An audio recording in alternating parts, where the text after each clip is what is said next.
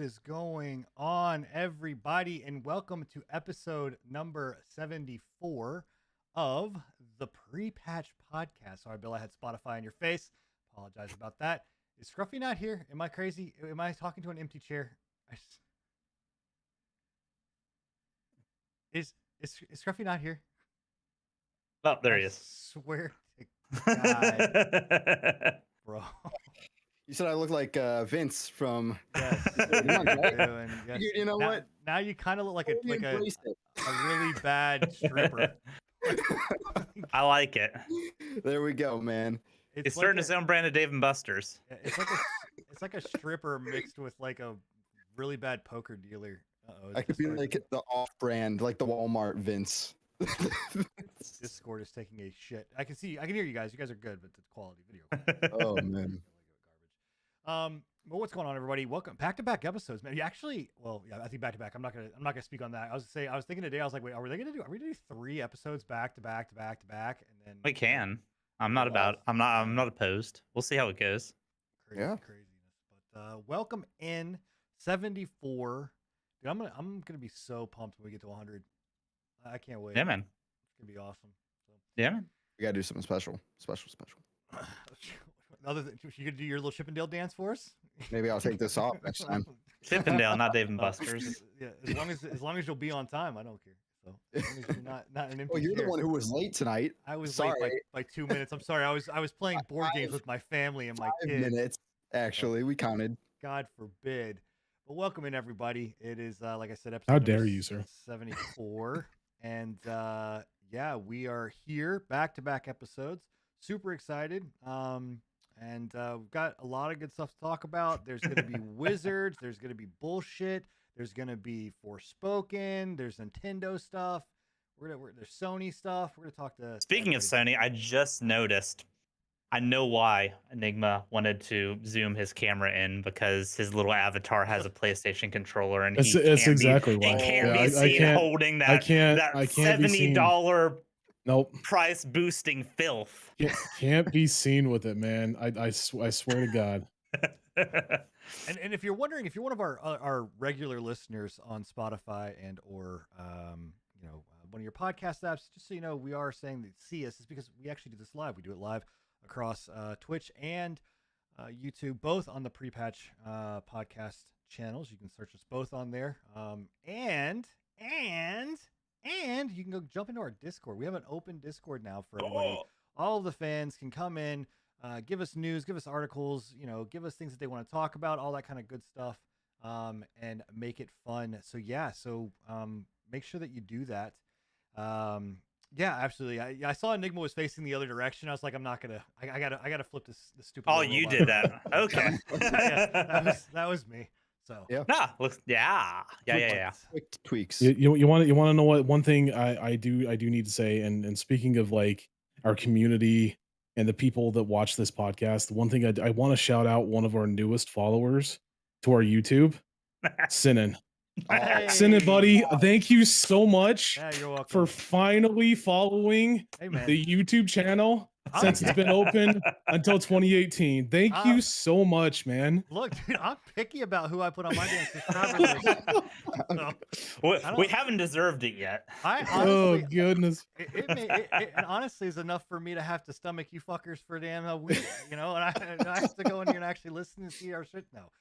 Yes, I did. I officially subscribed. I am very happy to say I'm a subscriber now. I thought I was. That's pretty fake, man. That's pretty fake. Whatever. There's been a lot of fake shit on this podcast, but that tops it. That's the old sin. It's now that I'm the new and improved this sin, this new me version. What is this sin? Can we talk about that? That's it's kind of an this is what the kid from Limbo looks like after he eats a few senso beans. No, for sins, it's a few Takis. So a couple things, right? So I've been obviously, like I've mentioned before, if you guys follow my stream, you would have known that my camera took a crap, and I've gone back and forth on whether or not I wanted to be on camera or not. I like some of the anonymity. Are you gonna keep barking down there? Are you good? Can I continue? Okay. They want to join the podcast. Yeah, the anonymity of kind of being behind the scenes without having a camera. I see why Enigma likes it, right? Like you can kind of just, I'm doing this in my underwear right now. So What do you mean? This is my face. same. What? Yeah, right. As long as you don't go full DSP, we're good. So, but Never anyway, go full DSP. So Never go full DSP I for many decided reasons. to just go on the hunt for a new image, and myself and I have to give credit to Enigma and to Scruffy and Bill and everybody, they kind of helped me guide through this look, like to find something new, and I landed on this. And Enigma showed it to me, and I kind of, when I saw it, I was like, you know what, it fits. Like, yes, it's kind of anime-ish, but it fits. And the you rage. hate anime. I don't hate it. I don't hate anime, but I don't. It's not unless it's me. neon white. But like, yes, unless it's neon white. Unless it's furry in general, yeah. Yeah, But, hey, I did make it through like 9 episodes of Sword Art Online, so that makes me an anime weeb. I mean, Yeah. no. I watched Rurouni Kenshin as a kid. I like Dragon Ball Z. Does that count? I mean, No? that's that's maybe fair. kind of. It's Anyway. it's redeemable at least. Yeah. Anyway, it encaptures the whole kind of rage aspect. You guys always poke me and make me rage out, so I just figured why not. So I and I wanted to move away from the whole retro wave. So that's where this kind of came from. So yes, my whole entire page, my whole entire style has gotten a new rework, new scenes, everything. So anyway, super excited about it. But yeah, Nice. So yeah. So just to reiterate, if you want to be as cool as Sinan, go to youtube.com/prepatch podcast. Follow the podcast. Yeah. Follow our YouTube channel. Yeah. Hit that bell. Yep. Subscribe just like I did. Subscribe just like he did. So Fucking 4 years later. 4 years. Yeah. So anyway, can we officially get into the show? I mean, I know we don't have a lot of topics, but we can't be wasting all of this time. Like we got other stuff to talk about, right? So if you're new to the show, we kick off every single episode with Twitch and YouTube news, and this week it's no different. And actually, you know what? We're gonna meld the two together. We're gonna do something we don't normally do. We're gonna meld what we're playing with Twitch and YouTube news because they kind of involve each other A little bit this week. And if you're unfamiliar with what we're talking about, it's the cancel culture idea behind the Harry Potter Wizarding, Hogwarts Legacy, J.K. Rowling stuff that's going on, and the drama that is happening across both platforms. So probably one of the first times both platforms are actually in the same boat. Is creators are basically getting berated, trolled, trashed on, canceled, you name it. Like, call it everything from being called a bigot to being transphobic to everything. Anti-Semitic a little bit too. I've seen not as much as but no, it's all there. It's all prevalent. And all of that. And if you're playing Hogwarts Legacy, you basically are in a world of where you possibly are gonna have this happen. To be fair, this is really a world that's only affecting content creators and stuff like that. Yeah. Yeah. Well, I mean, yeah, I think it's, I mean, nobody's gonna break into unless- your house, unless- kick down the door as soon as you install Hogwarts Legacy and berate you for your Unless you purchase. take, somebody did slap my watch wife. the Twitter. Because there has been some stuff just with just people talking on Twitter, and that's just Twitter, to be expected. But it's Never go full Twitter. No, yeah, words to live by. The crazier thing about all of this is just the fact that people are taking it this far. Like, I understand, J.K. Rowling, disagree, whatever else, the statements that she's made or whatever. Like, yes, obviously this is built into the Hogwarts kind of, lore and World and all of it. world. And Yeah. I'm sure that she does get a royalty from this, right? Like, there's no Yeah, way she 100% does. that she's not getting a royalty from it. My It's thing she owns the rights to Wizarding World, which is the entire IP for Hogwarts. So of course she's going to get a royalty off of it 100%. But the thing about this is, and I guess, well, here's my question. My feeling on this is that I feel you are doing way more harm to a studio that is literally built from the ground up for this game, right? They are, Portkey Studios is this. It's not J.K. Rowling Studios. It's Portkey Studios. They put their love, blood, sweat, and tears into this game for 10 years. You are doing way more harm to a lot more people than what J.K. Rowling is going to see off of this and whatever else. So I don't know what your guys' thoughts are, but like, don't fuck with the developer. My It my shows my too. biggest They thing literally is have put a lot of love into this game. You can see yeah. it. I mean, My it's my my biggest thing is Angry Joe from the Joe Vargas from the Angry Joe show. I think said it perfectly. I was skimming through Twitter and all this crap from like GameStop and everything like that.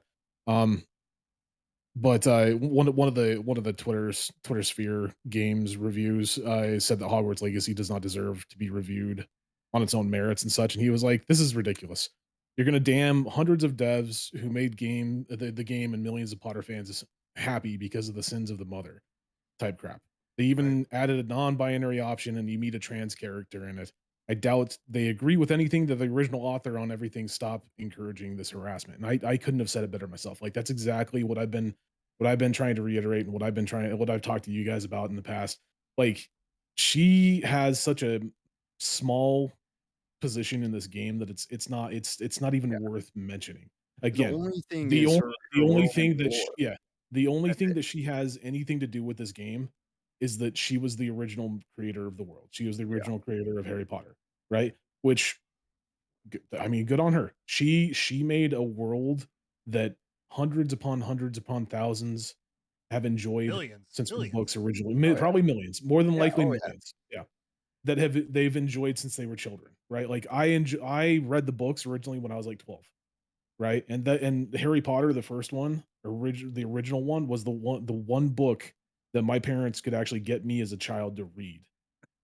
I hated reading. And that one book pushed me into I read books on a weekly basis now, right? Like it's one of those things where you can't take away what she's done. Obviously, her comments probably not the best, but again, there's she has nothing to do with the game. Why are you damning an entire franchise and an entire development team for what one person said? Well, like Bill Makes said no sense to in me. in chat too, is you can create a trans character. Like your Yeah, character and could that's be that's yeah. trans. Not Like only you can create a trans character, but you actually meet one. They act like everybody else. It's one of those things where it's like I don't understand the outcry, but yeah, Yeah. sure. well, and the other thing that blows my mind about this is that as a there's obviously the trans side of it, and then there's also the anti-Semitic side of it. Which, if you're new to our show, I am Jewish. And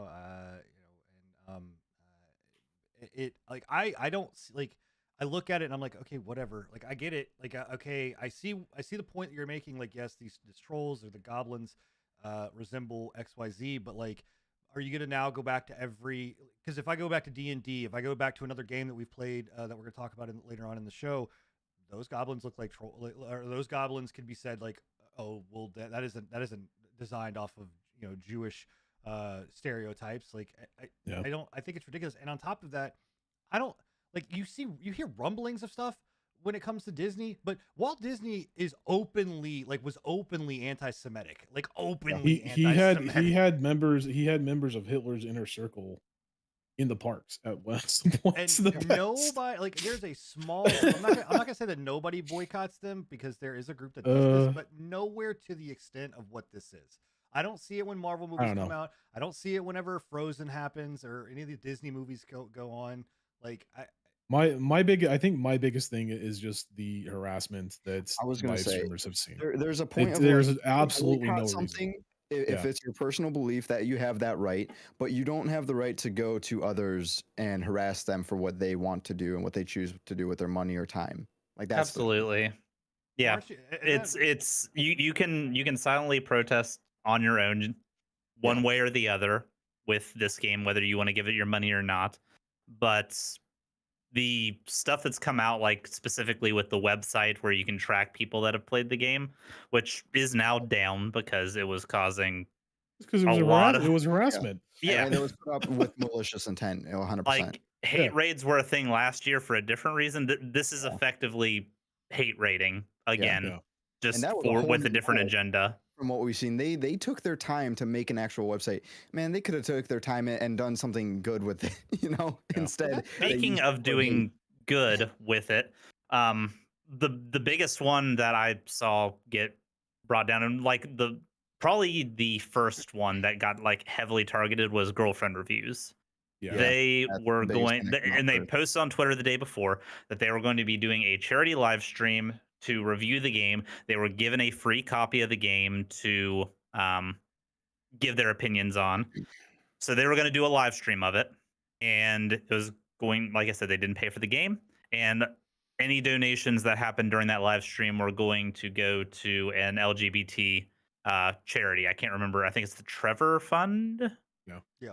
Um, and they got hate rated off of their stream, basically, Yeah. It's I don't know, man. because the community wanted them to just disregard the game It entirely. it just makes no sense to me, dude. Like I understand if you're angry at her for her comments, that's entirely on you. Like take that up with her.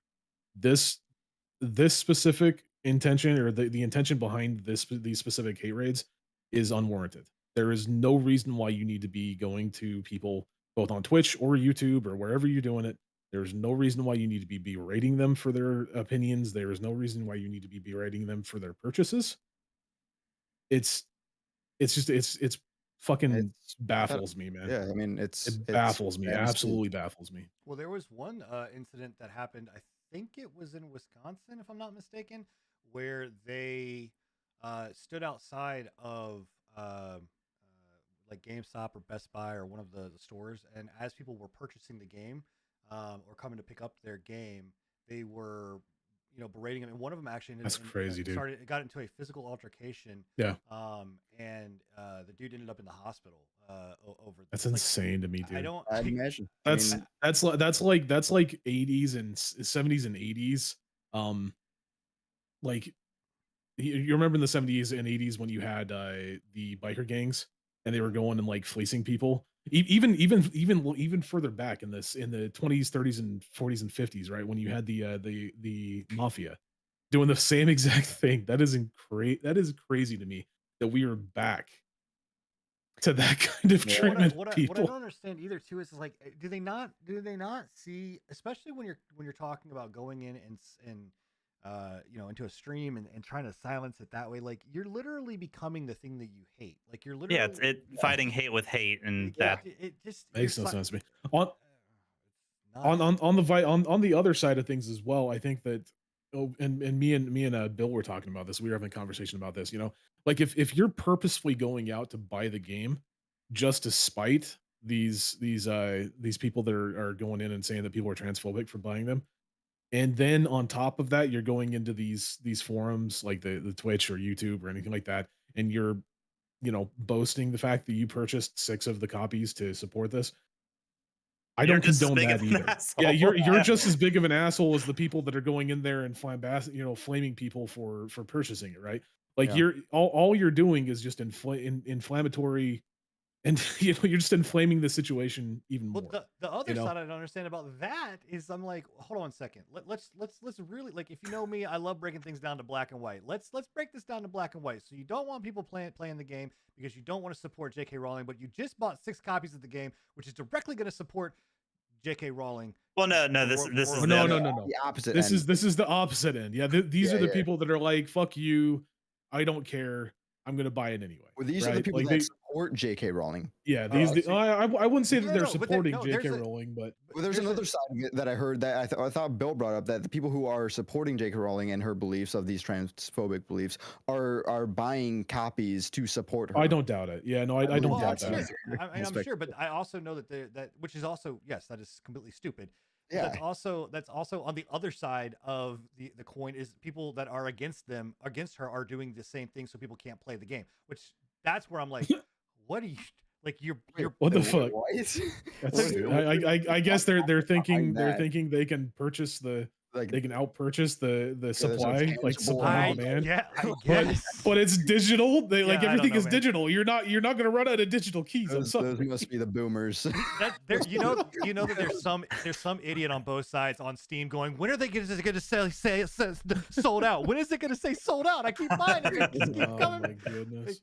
So Oh my I god. don't know, man. Well, I don't know. and obviously this now moves us into our segment of obviously what we've been playing, which the majority of us have all been playing Hogwarts Legacy. So we're gonna move into this section. Or that wizard game. Yeah, that wizard wizard game. Let me make sure my scenes are up here, so we're good. Everybody looks good. Awesome. So OBS is not taking a dump on me. Hey. So yeah, as you're seeing it on screen. By the way, let me pause this just to make sure. Yeah. We obviously are talking about this a game. is actually not even out yet. It comes out tomorrow. Yeah. Yeah. So if you bought the deluxe version of the game, you're able to play it now. If you didn't buy the deluxe version, well, by the time that the podcast is over, you'll be able to play it. I think it comes out at midnight tonight. It does. Yeah. Okay. Yeah. So we will be showing just some basic content of the game, of mostly running around just Hogwarts. And there might be like a few questions in there, but nothing main story wise. So watch it. If you want to keep yourself completely clean, then minimize the things so that you can at least. And again, we're not going to spoil anything. No. I'm not even far enough to fucking spoil anything anyway. So yeah, I literally just got out of the tutorial. So yeah, but we are going to be talking obviously about the game. So, yeah, I mean, what you're seeing right now is obviously Scruffy kind of playing it. So I want to go first for one particular reason, right? Because I was a poo-pooer on this game for a very specific reason. It's because of J.K. Rowling. I'm just kidding. No, I'm a big poo-pooer of this game because of a lot of the stuff that I saw when it came to the footage that they showed. I was not impressed as far as visually. I visually, like, that was my only thing gripe about this. I had not played it. I wasn't arguing about the gameplay. I wasn't arguing about anything else other than just the way that the game solely looked. I stand by my my statement that I don't think that it looks as good as God of War. But I will say that the game is a pretty game. What we saw and what we got are very different. I will definitely second that, because like when I loaded it up, and I'm sure you did as well, you maxed everything out to ultra, right? Yes. When I loaded it up and maxed it out to ultra, I was like, why the fuck did they not show this? Like, this looks gorgeous. Yeah. Like, what the hell, man? Like I was even like, wow, the footage that they showed before looked like ass. Oh yeah. Yeah. I mean, that starting segment was beautiful. Yeah. And the biggest thing for me is the like the facial animations are very top notch.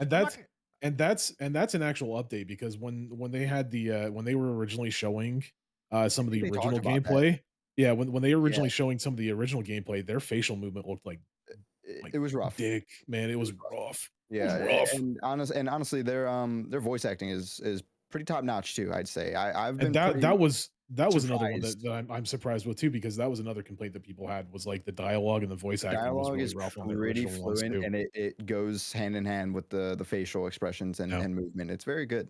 Yeah. So that is my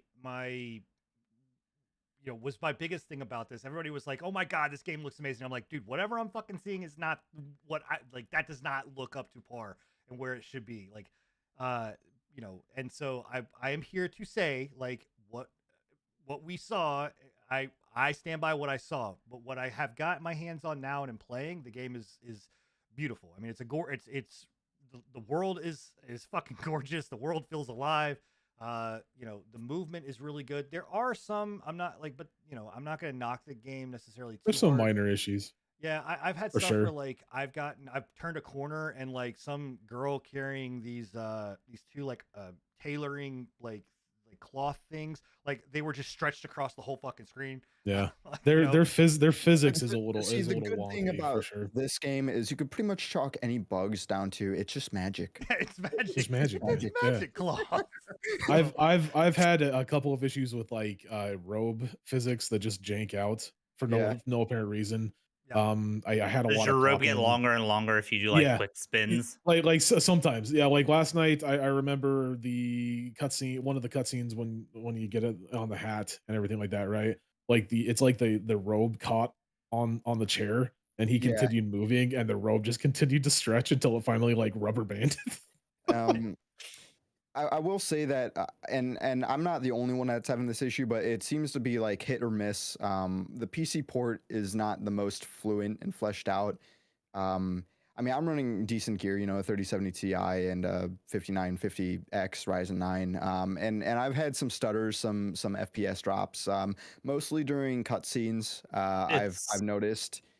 Yeah. And I've noticed other people kind of have this similar thing, and I've been tweaking it here and there with settings, but it's kind of hit or miss whether on Yeah, the I was about to say I heard you, it's Enigma, and definitely hit Sim, or you miss guys because both have it pretty good, right? I've had no issues thus far Yeah. with like I'll, chunking or like lag It's issues. it's Unreal Engine 4, man. yeah. Yeah. That's the biggest problem with it. It has the same issues that every other Unreal Engine 4 game. This one at least optimized the shaders properly, but it still Very has true. that like slight stutter in Slight stutter. some configurations. I'm I'm gonna chalking it down to it. It probably is just going to need like some day one patches to you know, flesh everything out more. I mean, because technically we're still early. It's not we're still early. Yeah, I mean, it's not Yeah. game's technically not out. out. So, I get micro stutters. My Mhm. biggest problem with it right now is and again, maybe it's a day one patch, but their fucking brightness and like like the corridors. like that, or like you'll go around a corner, like you'll be in a cutscene that's in an area where there's windows, and like it doesn't know the saturation levels, like go from being like super pale to being super like oversaturated, then back to super pale, or you'll like turn a corner and it's just fucking blinding light. Yeah, yeah. Like Open the door like and right you here blind in the this, like you flashbang. kind of got a little bit of it when you open the door. It's that white just like hits you, and I've fucked with like ray tracing and all that kind of stuff to try to turn it all to get it down. Yeah. And I also think it has something to do with the fog. The fog, The fog pops in and out really bad. Yeah. Fog pops Yeah. in and out, and sometimes the fog just doesn't look like it. Just kind of looks like a wall, you know, more or less. Well, and speaking of pop-ins, I've had actual characters pop in too. So Yeah. like, again, Yeah, so bad. and it's not. It's usually during a cutscene. Like all of a sudden, like the chair will be there, and then all of a sudden it's filled. You know, I'm like, all right, cool. Like I saw a weird one with on your stream the other night when I looked over. You like entered into the mess hall, and like the chairs kept flickering, like people kept flickering in and out of the chairs. Oh, the mess hall for Yeah. me, for my stream, right? Yeah. Yeah. The mess hall was a big loading. That was a weird one. Instance, it took a while for it to really load in. My hypothesis on that is that this game and they say that it's open world, and they say that you know everything, there's no loading screens, but it actually does instance certain areas. Every Yeah, single it door actually- you hit has like Yeah. a 3-second to open. I think there is actually instances, and the problem with it is that because it's such a large world, those instances are having to load so many, you know, so many assets that it just chucks things down so much. Yeah. Yeah. That's my hypothesis, at least. The popping gets even worse once you get broomstick access. I don't know if any of you guys have gotten that yet, but it's like I would not doubt it's it one little pretty bit. bad pop into They- like we're talking. They probably treat the open world as like little chunks, right? So it's like a 16 by 16 chunk, and as soon as you move past that 16 by 16 chunk, you load a new one. And I guarantee you that's what's going on. Yeah, I mean, like I said, it's the pop-in stuff is I noticed it more the more and more I play. So I don't know if maybe there's a memory leak issue too. Like that's what I was wondering. I've restarted my games a few times, and it does feel like after restart, like it does feel good, and then it kind of declines. So it could be a memory leak. Yeah. So we've talked about the issues. Let's talk about the game as a whole, and kind of as where we feel. One, again, as someone that is not I've never read all the books. I've watched the movies when it comes to Harry Potter, and I don't really care. I'm not a Harry Potter like person per se. I'm not, you know, if you were like, oh, what's the difference with like the categories between Hufflepuff and Ravenclaw and Gryffindor and Slytherin, if I like the character, I could not tell you a damn thing. You know, and if I don't know all of that kind of stuff, but what I do, I've always loved about Harry Potter, whether it's the movies or the amusement park, the world that you're in just feels so fucking alive. Like everything fleshed out of it. Just everything just feels like it's very fleshed out. And you want to know who you have to thank for that? J.K. Rowling. It's not Bill. Okay, I thought it was Bill, but it's Bill. It's 100% Bill. I wish, man. You have him to thank for it. But I mean, even just like this kind of stuff here, like when I came across, I was like, what the fuck is happening?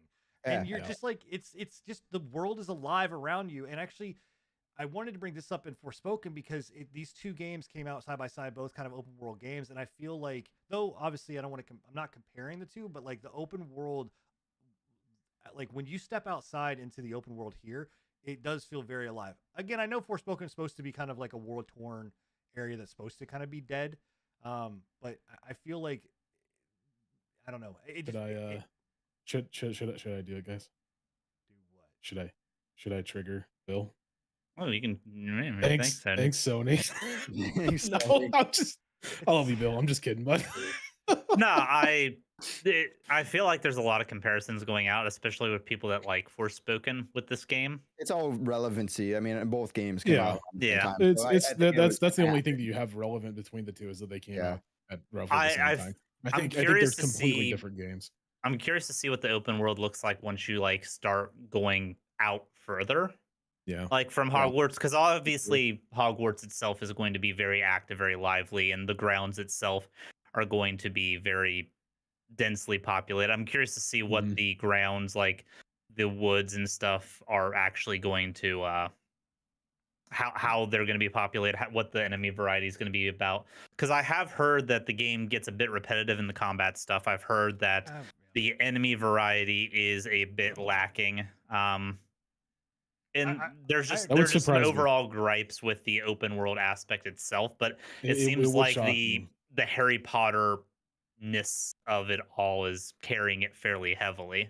Oh, I'm sure. And I said this from the this is one of the other things that I said from the get-go was that the combat looks repetitive, right? Like obviously I've not played enough of it to feel if it's repetitive, but you know, when you look at the way that the system all kind of works, yeah, you get all these kind of spells, but you don't have to necessarily use them all. Like you can pretty much, from what it seems like, you can kind of parry into stupefy, into just blast, parry, stupefy. I don't know how far you've gotten. I don't know. I'm not sure how far you've gotten, but I'm willing to bet that there's going to be a lot more. The comboing aspect of it is pretty comboing. Yeah, because and I mean, just to say a little bit, there is certain spells that you have to use to say like break a shield or something, so you can use your other spells to get by. So there is like mandatory combos that you have to pull off before you can continue in like. I think you have like what up to 12 spells, or was it 17? I can't remember.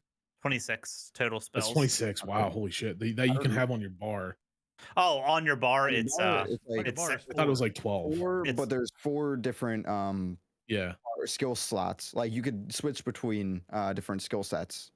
That's where. So 16. So it was 16. Yeah.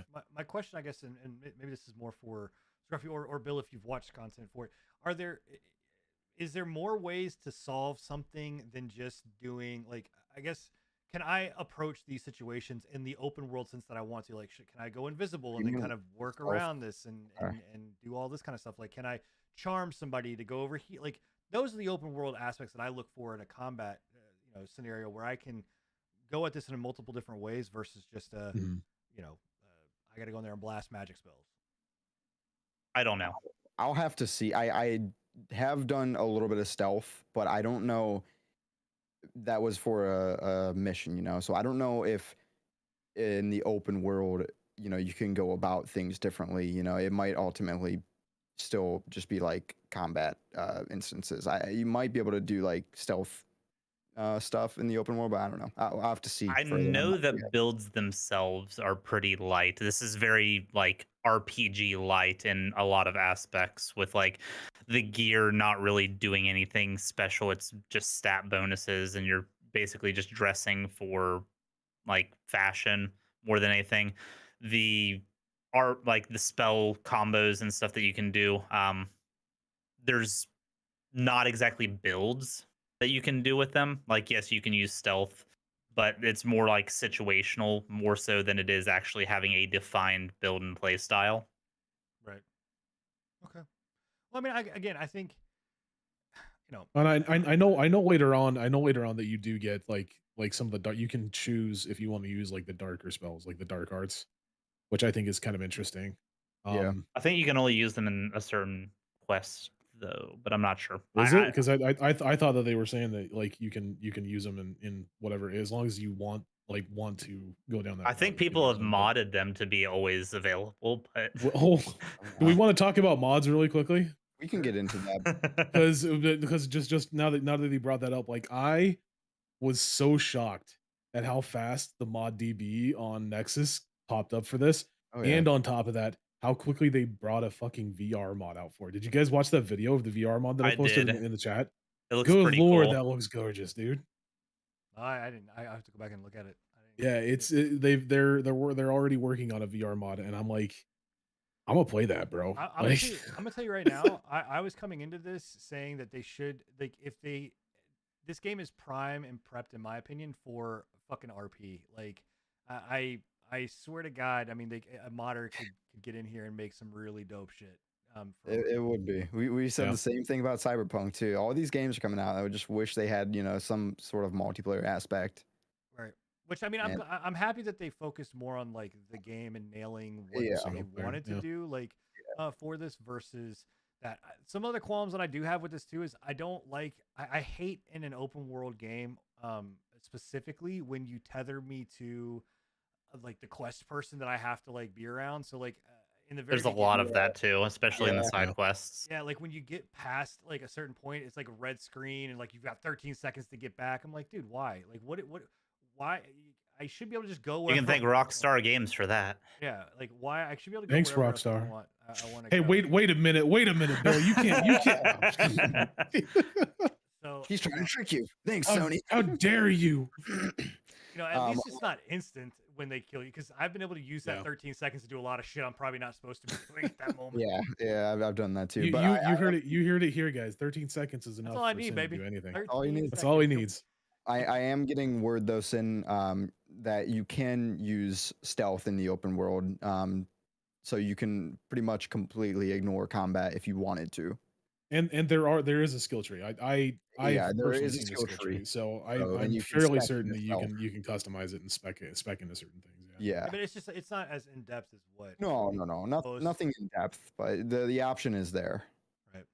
So again, I think overall, I mean, the game, for something, I think the Metacritic score is pretty acceptable crazy, for where it's supposed to be. I think like 82 to 84 is like appropriate for the game. That's one of the most surprising things that I had, is that like the Metacritic is a little low, but like the actual like gaming critics, like from Games Radar, GameSpot, everything like that, this game is getting like 90 plus across the board from everyone. It's weird, man. I was some of it's still sussy baka, in my opinion. And yeah, you could say that they bought is. reviews, but but the fact of the matter is that like with as much controversy is going on around this game, I was extremely shocked to see 90s across the board, essentially. Well, I don't know if you guys have read the IGN review on it, but I have not. I was going to ask you about that. It is pretty suspect. Like a lot of the stuff that they hit Forspoken with, they also hit this game with. Like they mentioned plot holes in the story. They mentioned overabundance of cutscenes that are kind of annoying.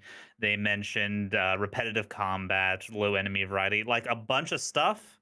Like it reads like it's a 7 or 8 review, and then they give it the 9. Yeah. It felt really odd. Well, and one thing that I will say, which I'm happy that IGN was being critical for once, because usually they fluff things up or they just absolutely tear things down that they hate. But it's it's not. And one thing you got to look at as well, and it's a fact that I hate about the game review scene in general, is that and we saw it with this game, right? Kotaku and is it Polygon? I think it's Polygon. Kotaku and Polygon were both put on a blacklist for this game and did not receive review copies because of their bullshit that they pulled with the they were extremely openly offended by the transgender stuff. So that's one thing that happens a lot with games review sites and such like that. They'll be critical about the game, but they'll still give it an okay score to make sure they stay on that list for review copies of games. Or they'll go the route of G4 and just blow the whole thing up. Or there's always that option. I think, look, like the reality of it is that this game is it's a big The name. Last of Us 2 is an amazing an amazing example of that. Yes, thank you for that. Sorry, I didn't mean to. I just meant to interrupt you. Awards, man. Yeah. No, you're good. I mean, it's a big name game, right? Like, I think, you know, if Forspoken had Harry Potter tied to the world, like to its world or whatever, or name behind it, I think that, you know, it probably would have gotten a little bit better. Like that there's no doubt It wouldn't have been amazing because there know are that, glaring flaws No, with I'm Forspoken. I'm not saying there's Forspoken flaws is in both games perfect. for sure, but I think that Forspoken had I think it definitely had a little bit more than this game, in my opinion. I'm not arguing that point. What I'm just saying is that Yeah, the name of what this is, it's just like God of War, right? Like God of War is a big enough title, it's a big enough name, it's a big enough thing. Well, It's gonna carry weight. Harry Potter. It's also not just the name, but the time we've had between Harry Potter releases, right? I think the last full-fledged Harry Potter game was Prisoner of Azkaban. Was like what, 13 years ago? Probably not that long. Could be technical. Lego Harry Potter. Well, I don't necessarily count Lego. I'm talking about like its own. Yeah. Prisoner of Azkaban was the Half-Blood Prince was the last game. 2004. Yeah. And then Half-Blood Prince was when? 2009. 9. Okay. Yeah. So it's been a long time since we've had a decent, not even just decent, like since we've just had a Harry Potter game, like in and of itself that isn't like Lego. Right. And honestly, I want to go back to just talking about the good of this game again, talking about the old games and like the nostalgia. This game is doing pretty well for me with like giving me that tickle inside, that feel of like, you know, all the little twinkles and all the little sounds and all the little like stuff you can find. Like it's just all what are you doing with your game? Spot, man. Great. Now they're gonna say that J.K. Rowling is tickling children. Your song. Stop. But no, it really is just, it's feeling great. It is really doing it for me. I'm loving it so far. I don't know about you guys, and if you've played, I'm liking. Yeah, I was about to say I'm liking that it kind of goes back to, I can't remember which game it was, but it was like you had to follow the schedule for the daily like the classes. I can't remember which one that was, but like I ain't going to those Prisoner of Azkaban, maybe. It might have been Prisoner of Azkaban. It's been a while. Popping one. But I'm really glad to see that they're taking you back to like doing the classes and the mini games inside of the classes and everything like that, while at the same time integrating the open world exploration, because that was one thing that that game did not have necessarily a very good portion of, was like open world exploration. You had exploration of Hogwarts, but you didn't. A harder thing to pull off. Yeah, you had exploration of Hogwarts, but it was nothing. Yeah, compared to this. Good. Go ahead. I would say the other side of it too that I like, that I'm actually pretty impressed with, is the dialogue options that a lot of these games, when they have those extra dialogue options, it doesn't fit. Like they you know, they have them there, you could pick them and it'll ask the question or weave it in, but they just don't. It doesn't feel natural. They actually do a very good job of making those flow naturally into the conversation piece that you have. That's true, because like just hand in hand with like the voice acting, and dialogue, it all sounds really good. I am extremely curious because you two got sorted into Ravenclaw, and Crow Templar, who's in the chat right now that just showed up, also got sorted into Ravenclaw. I am curious what the difference in like dialogue and interactions is going to be for me, who got sorted into Slytherin. Damn it, I wanted Slytherin, bro. and I will say I got naturally sorted into Slytherin through their fucking little quiz on the wizarding world. Yeah. See, I originally got sorted into Hufflepuff. That was a few years ago, but then I took you remind me of a Hufflepuff, bro. You would be a Hufflepuff. Why are you talking shit on a Hufflepuff, huh? You know, because Hufflepuff are Sony fans, bro. Oh, you just go in. There's just a row of PS5 sitting in the rooms. Everybody, here's your wand and your PlayStation 5. Have fun. Yeah, but I am curious as well as to like what the differences are and how heavily your class affects the game and the choices that you make. And that's what I'm curious to see is like, does the being in a different house give you different dialogue options? Because if that's the case, that's going to be a huge replayability. Oh yeah.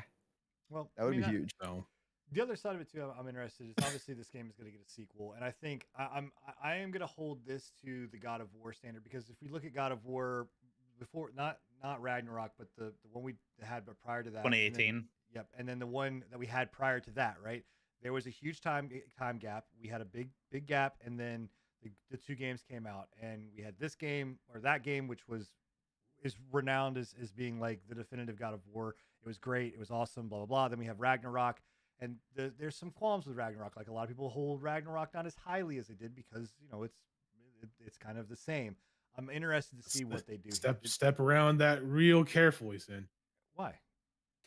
I was upset that Ragnarok got rid of the fish tree. Yeah, that was my only flaw with it. I'm wondering if they're going to rest on their laurels, right? And what does what does content look like? Are they going to bring us more content? Are we going to get a season pass? Are we going to get the thing you gotta right. The thing you got to remember with this is like it's 90 years before before Harry Potter was even born, right? So like if they can drag more content out of that, they've got 90 years between. Basically, I wouldn't say 90 years because with Voldemort, he was in, I believe, the. If my character does not end up turning into Voldemort, I'm gonna be pissed. Your character will not turn into Voldemort. I'm sorry. You're a Ravenclaw. You're not gonna be Voldemort. Yes, I will. Your Ravenclaws are almost as bad as Hufflepuffs. So I'm doing everything I possibly can to be Voldemort, man. Ravenclaws are Nintendo fans, bro.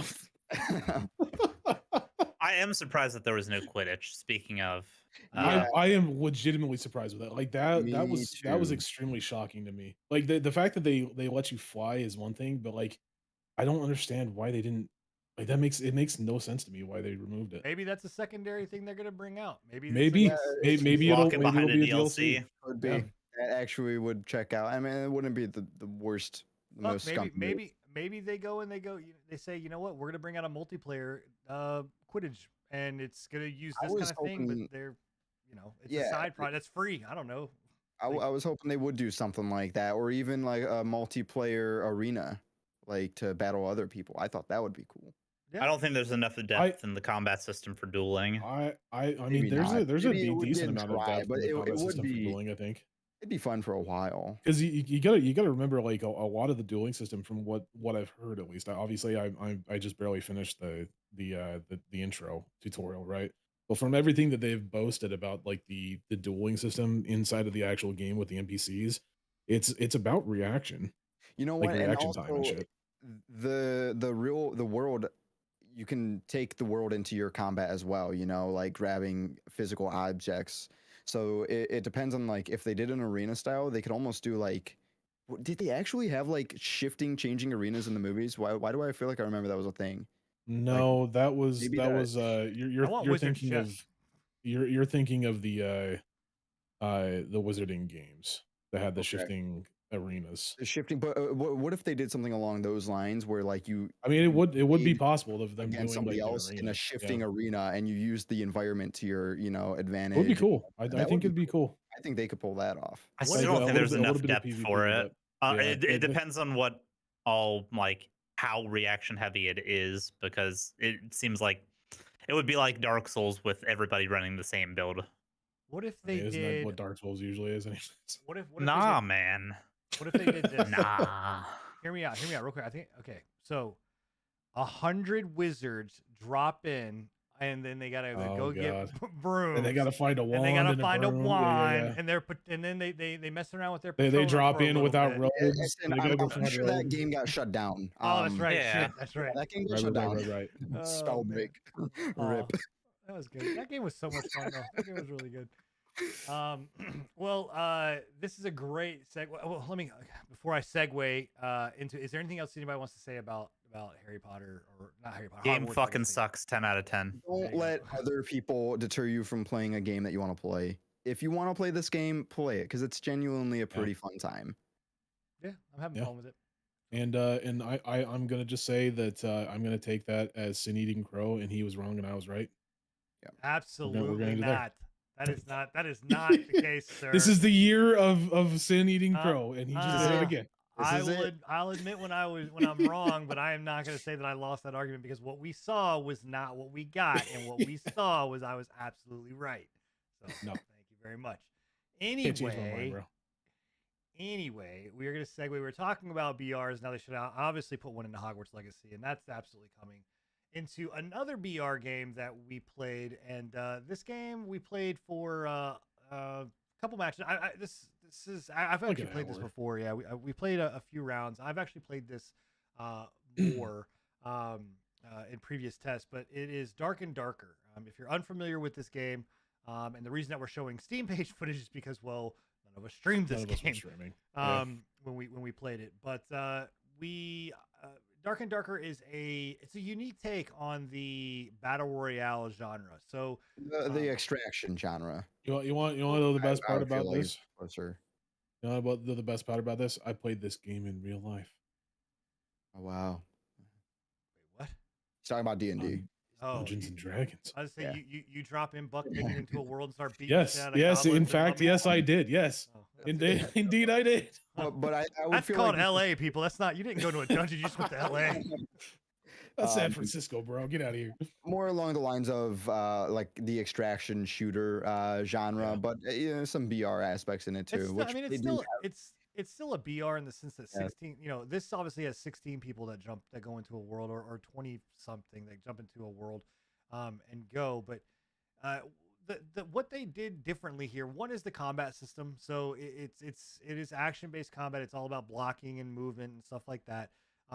It is set in a fantasy world, so you're talking about D&D, where you've got monsters and different. You have wizards and barbarians and rogues and all these different kind of classes, and the objective is basically get to one of these blue portals and get out, or get to a red portal and delve deeper into the dungeon. And the farther down you go, the better the loot becomes, the more stuff that you're going to find, and all that kind of stuff. I killed people. You did. I killed a lot of people. This game is like, people talk about Tarkov being brutal. This game is fucking brutal in a lot of ways. Like, Tarkov is brutal because you'll get killed from somebody a mile away that you never saw, or whatever else. And like that. Oh no, they saw me. Yeah, this game is a lot. This game plays off of its aspect of being clunky and slow, and just. It's not clunky and slow. It's intentional and strategic. Sure. Yes, we'll go with that. Yes, I strategically swung my sword around vigorously to try and hit him, and hit nothing but the wall multiple times. it plays off of that heavily, and it makes you realize, you're in this confined space, and if you make one wrong step, you might find yourself in a doorway with 3 other guys stuck with zombies and bats. Like a good time to me, baby. That sounds like my normal Friday evening, bro.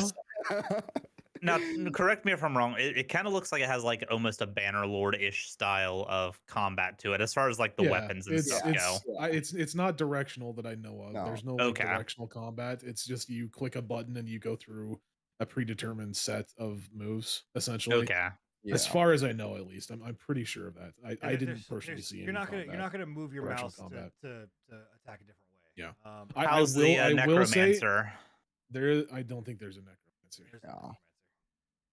Not as right now. There's not. Not as far as I've seen, at least. The wizard has the basic spells a wizard has, like magic missile, invisibility, fireball, stuff like that. Yeah, fireball, stuff like that. Can you scorch your entire team? You can indeed. I about killed Sin with one errant fireball. Yep. It's that is my only complaint, but I get it. But like, one of my complaints with this is that you are in a very confined space, and it's teams of 3. So, if you're going in with 3 other people against 3 other people in a little hallway, when you've got spiders coming at you, and fucking you got mummies on this side, and you got some skeleton, like, you can just get where you can't move. Like, you're just like, well, I'm fucked. It can get real fast, because you try to swing, in a confined space like that, you're gonna take your teammate out before you take out the enemy. We had several issues with that when I was running my warrior, where like I was trying to hit a I think it was a zombie that spawned behind Sin, and I ended up just nailing him in the back of the head. Yeah. Oh, I mean, the game plays around your character. You have to have spatial awareness. Yeah. Like unlike other games, you have to know. And like, on top of that, weapons. while you're going down those tight ass hallways, it does have spatial awareness for your actual sword. So Yeah, if you're you'll trying to hit the swing a wall. long sword You'll in clink off in the the tight wall. hallway, it will clink off the wall and not hit the person that you're trying to hit. Yeah, And 100%. this game is taking Twitch by storm. It's taking the Extraction VR people by storm. It really is. I mean, it's got some depth into it. I mean, they've really done a great job. Even though yes, it is clunky. Like it like you said, Bill. It feels clunky for a reason. Like and it's definitely more It's meant to be like strategic, that. right? Yeah. And it's not supposed to be this like super smooth. Also, too, a lot of people are having, and I had to come to terms with it. It is not about getting in there and looting for fucking 45 minutes and then getting out. No, you gotta get in there and get out. You go in, you loot, and get the fuck out. Yeah. Quick. Like you get Maybe later on, once you start getting like some decent gear, you can go for longer periods of time. But I don't know, man. Like when you first start out, like the first time that we went in there, the second time that we went in there, when I killed those two people, like they were pretty decently geared people. Yeah. Like and I was I had nothing but a basic Falcon. It was I think it was a green Falcon. Yeah. And a basic bitch gray Now, shield. Do you lose like equipment if you go You down? lose everything. Yes. Yeah. Yep. It's full. It's full. Everything that's on you. You have a vault like Tarkov, where you can stash the stuff. Is there insurance? There's no Yes, insurance. there is. Yes, there is. Yes, there is. Was Yeah, there? there is. Okay. How do you insure stuff? So it's done through one of the traders, but you can insure Interesting items. Okay. And You get it like a loot goblin to retrieve That's it for kinda you. I guess, yeah. I can imagine that. And I'm curious if you insured if it drops, if the person that killed you still is able to pick up like a copy of it. So that's the way it works. It Okay, works like that's cool. Tarkov. In Tarkov, yeah. If That's dope, actually. I like that. You don't get it back, but if it stays in dungeon after everyone leaves, after the dungeon closes, then you get it back. Yeah. Cool. And there's also there's a perk system. There is a skill tree, which they've not added in the skill tree stuff yet. But there's traders. They're already doing like right now is the Valentine's Day like candy rush kind of thing where you're finding like candies that you can turn into currency and get different items, and it's very, I don't know, it's fun. I'm coming up with all these great ideas tonight already, so I gotta probably put a patent on these. But I have a great idea for this game. There needs to be a feature where you go into a dungeon, and the dungeon that you load into has a 0.0000000 like 1% chance to spawn a Glock in one of the chests. And you can't interact with it, but you have a Glock in a dungeon. Scruffy. And I'm just saying that sounds pretty awesome. Scruffy, can I ask you a question? What's up? That's not a part of the podcast. What? Yeah, we can talk about what's going on. Are you wearing a vest right now? Did you not know this? Have you been doing this entire I show? legitimately just noticed. Holy fuck! Man, we had a whole segment in the very beginning about this. Bro, we literally. We're past this, Enigma. I literally just noticed. Yes. Super Center right over here, boys. Sponsor. No, I told you. I'm Vince from the Employee of the Month. Give me a black. Lord. How is Jessica Simpson doing anyway? Yeah, she's doing fine. She's doing fine. Yeah. Let's move on. Back to the Glock in the dungeon. That was a great idea.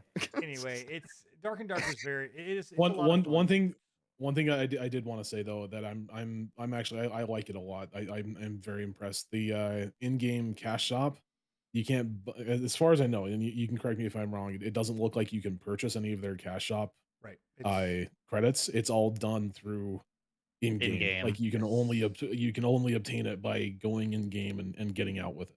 Correct. There's no which I like that. I personally I think that's great. I'm hoping that they keep it. I'm hoping that they keep it and they don't make it so that you can purchase it. I'm just worried that they're not, because this is just a play test period. It's very true. They have been very open about this. Yep, the game is going to be a buy to play game, and there will not be any microtransactions when it comes to that that it would be 10 out of 10. Would recommend. Yeah, it's very good. It's a fun time, and it's got depth. It's got, you can create multiple different classes and all that kind of stuff. So, it's good. So that's Dark and Darker. I do want to move on to another game that I played, which I will not play again. It's just not my thing. But Meet Your Maker. If you are unfamiliar, by the way, the demo is out for this for a week, I believe. Yep, it goes until. I need to dive into this at some point. Yeah, you should. I'd like to hear what you have to say about this one. Yeah, it's just it's not my. Maybe me and you need to play it, Bill. I'm down. It's I don't know. I mean, I see the thing behind it, but I don't. The replayability for me is not necessarily as there, which is shocking because something like Neon White, like I really enjoy, which are these run based kind of things. Anyway, Meet Your Maker. It's Behavior Interactive is the publisher and developer for this game. Obviously, if you're unfamiliar with Behavior Interactive, I'm sure you're very familiar with DVD, Dead by Daylight. That is the same studio. And I will say that there is a rabid fan base for this, and then an equally rabid group that just says this game is dog shit, which is typical for Behavior. Behavior fans love Behavior, and Behavior can do no wrong. People that don't like Behavior, don't like DBD, we'll trash the shit out of it. So the point of this game is basically one person is a dungeon master. They build these dungeons, and then you as a group are, or by yourself or as a group of three, will go in to complete the dungeon and get out. You're actively going for, like, the Veil storyline that's there is basically you're this post-apocalyptic world, and you are trying to gain genetic material because this alien or person is like trying to rebuild society using this. It's very odd. It's very weird. It's honestly, it's kind of like, I don't even know if you needed this storyline here to drive this further. Like, I think that little you saw a little flash thing. It's like this little alien thing. You could have probably done it without having to have any kind of story realistically behind it, like you do with DVD. Even though I think DVD does, there's some lore there, but I don't know. It was fun, but at the same time, I'm just kind of like, all right, like what is the driving force behind me to continuously keep playing? Because I'm not a person that's going to build the stuff. And if you're not a person that builds it, then you're not, like, that's half the game.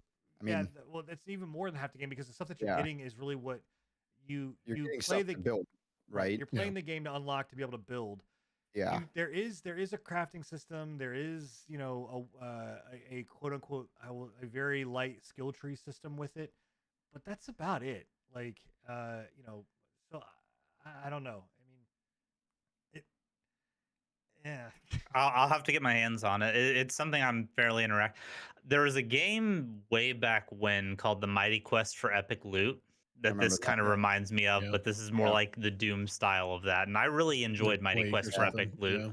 Yeah. So it reminds me extremely heavily of like Quake and Doom. Graphically, yeah, for sure. And like those kinds of games back in the day, which is what I grew up on, those kinds of games. So and I personally enjoy the like challenge system of challenging somebody else's creativity.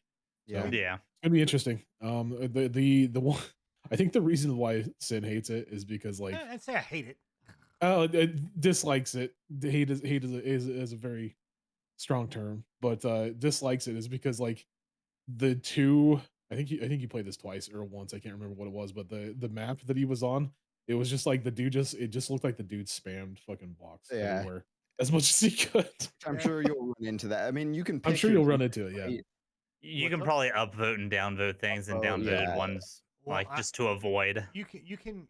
So there is a Mario Maker kind of like rating system to it. Yeah. But from what I can tell, I don't know if it continuously keeps giving you things that you like, because there's not a thing to say like I hated this. It's just like, was it innovative? Was it challenging? Was it brutal? Was it whatever else? Like, and it continuously repeats. I mean, the other thing about this too, why I think that it's going to be miserable to try to like balance this in a way, is because the person that builds it, they get points, they get stuff based on how badly somebody does. So like if someone dies a lot, then So it's reinforcing Metas. scummy build it behaviors. can't Scummy builds like or There's just gonna be metas, I'm like sure. yeah. the one that I went up against that I was showing Enigma them in it was I think like my second one, like it was very much like this. You take one step and you wouldn't know, like, cause again, One step everything in, is there's a trap one step. immediately, Yeah, right? there's a trap and you Yeah. get killed. And so you got to go, okay, you go back, you get past that one. Then you take like 4 more steps and then there's a trap you can't see that you're going to get killed. Right. And Like so I can kind of see the allure to it a little bit because it does, Yeah. you know, like Groundhog Day. Like you got to learn from your mistakes. You got to That's learn, and that's what I Is was it that's what I infinite was trying to lives? tell him. yes, It we is, can yeah. I'm infinitely pretty So, sure that yeah. you can just continuously go on it until but you figure it out. you get more rewards on beating it faster, right? I think so. The amount of lives that you do and the time that you do it on, you Time, yeah. you'll So get I don't know. When I was watching, I only watched you play this. It's an interesting concept, and it looks like it could be fun. I just also don't know how how the replayability is on it, but just the way that it looks and feels right now, it just seems like something like disjointed, maybe like something is just it just doesn't feel. You know what really it irks me too is like everything one shots you, and I understand like it's that whole concept of you got to learn and do better on each run, but everything, even down to like the Do enemies, mo better. they Well- shoot you once and you explode. I don't know. I feel like there should be some sort of damage system in place and not just like and maybe later on there is like armor or something that you can get Maybe. that will do that, but like I don't think so. No. Like I just I'm almost actually kind of curious if it's also just like a balancing issue that they've just overtuned it right now for the beta. could yeah, I very don't know. well. I mean, I think 'cause, that yeah. this is the idea behind it is like it is supposed to be an insta gib. Like it's a I don't doubt one-shot it. kind of thing. thing. And then Maybe. that's what I was trying to like, tell you when she- you were playing it like- was like I think that's the replayability is like you die, okay, I need to You watch out for learn. that. Yeah. You know, oh shit, I died again. Okay, I need to watch out for that. This is what this Yeah. trap looks like. If I, I mean, see that's just that, like then I Super know that that's a Mario trap. Maker You or know, whatever, like Yeah. the runs in those games is very akin to this. well, and I'm actually extremely surprised that Sin doesn't like it because he's such a fan of like roguelikes that have that exact same type of deal going on. This For is him. problem is, different. though- There's a more allure to roguelikes. You get more reward out of that, I feel like, and The- more run individual. Cinda runs. also doesn't like to be dominated by Well, we- anybody, and since we there's also- people roguelike- handcrafting these worlds, he takes it personal. Roguelikes Well, are we also generated. don't know what kind of a reward we actually get. All we saw was Sin die 18 million times, and then say this game fucking sucks. That's So true. But I mean, if the reward we get is the stuff that I you said build this with. level sucks. I did not say the game. Sucks. I don't know. That level was a shit. Well, level. and that's what I'm saying. I'm curious to see if you get more than just building because there's I'm got not to be a gonna- reward for playing the game. I mean, you get, like I said, like you're seeing here, the guy, you get other, like you do level up, you'll get abilities, you'll get different guns, you'll get different weapons, like different things that you can do. That element is there. But a lot of the drive behind, because I've played more since I showed it to you guys, like the drive Gotcha. behind a lot of it is you are getting building blocks. Now, again, I don't know if this is because this is just a demo and the full game doesn't, we're not seeing the full scope of what this game really is. I'm curious if they're going to have like because not everybody's going to want to build, right? Like there's no way that not everybody Right, in the like game just is like gonna just wanna like build. like I'm a lot curious. of I'm people don't curious wanna if play there's going to killer. be a way. Yeah, I'm curious if there's going to be a way that you can like cash in those building blocks for some other type of currency to be able to purchase things for Possibly. your Yeah, operator. I just If you like just be a 100% runner the whole time, Yeah. not a builder. the other element that I wish that they would I do wish that they'd kind of add almost like a roguelike element to it. That's a little bit more than just like, okay, die, go back into the same thing, right? Like giving the dungeon a variational change. So to say like maybe it is like you only get one life on this dungeon, right? And like there's a reward behind completing this run.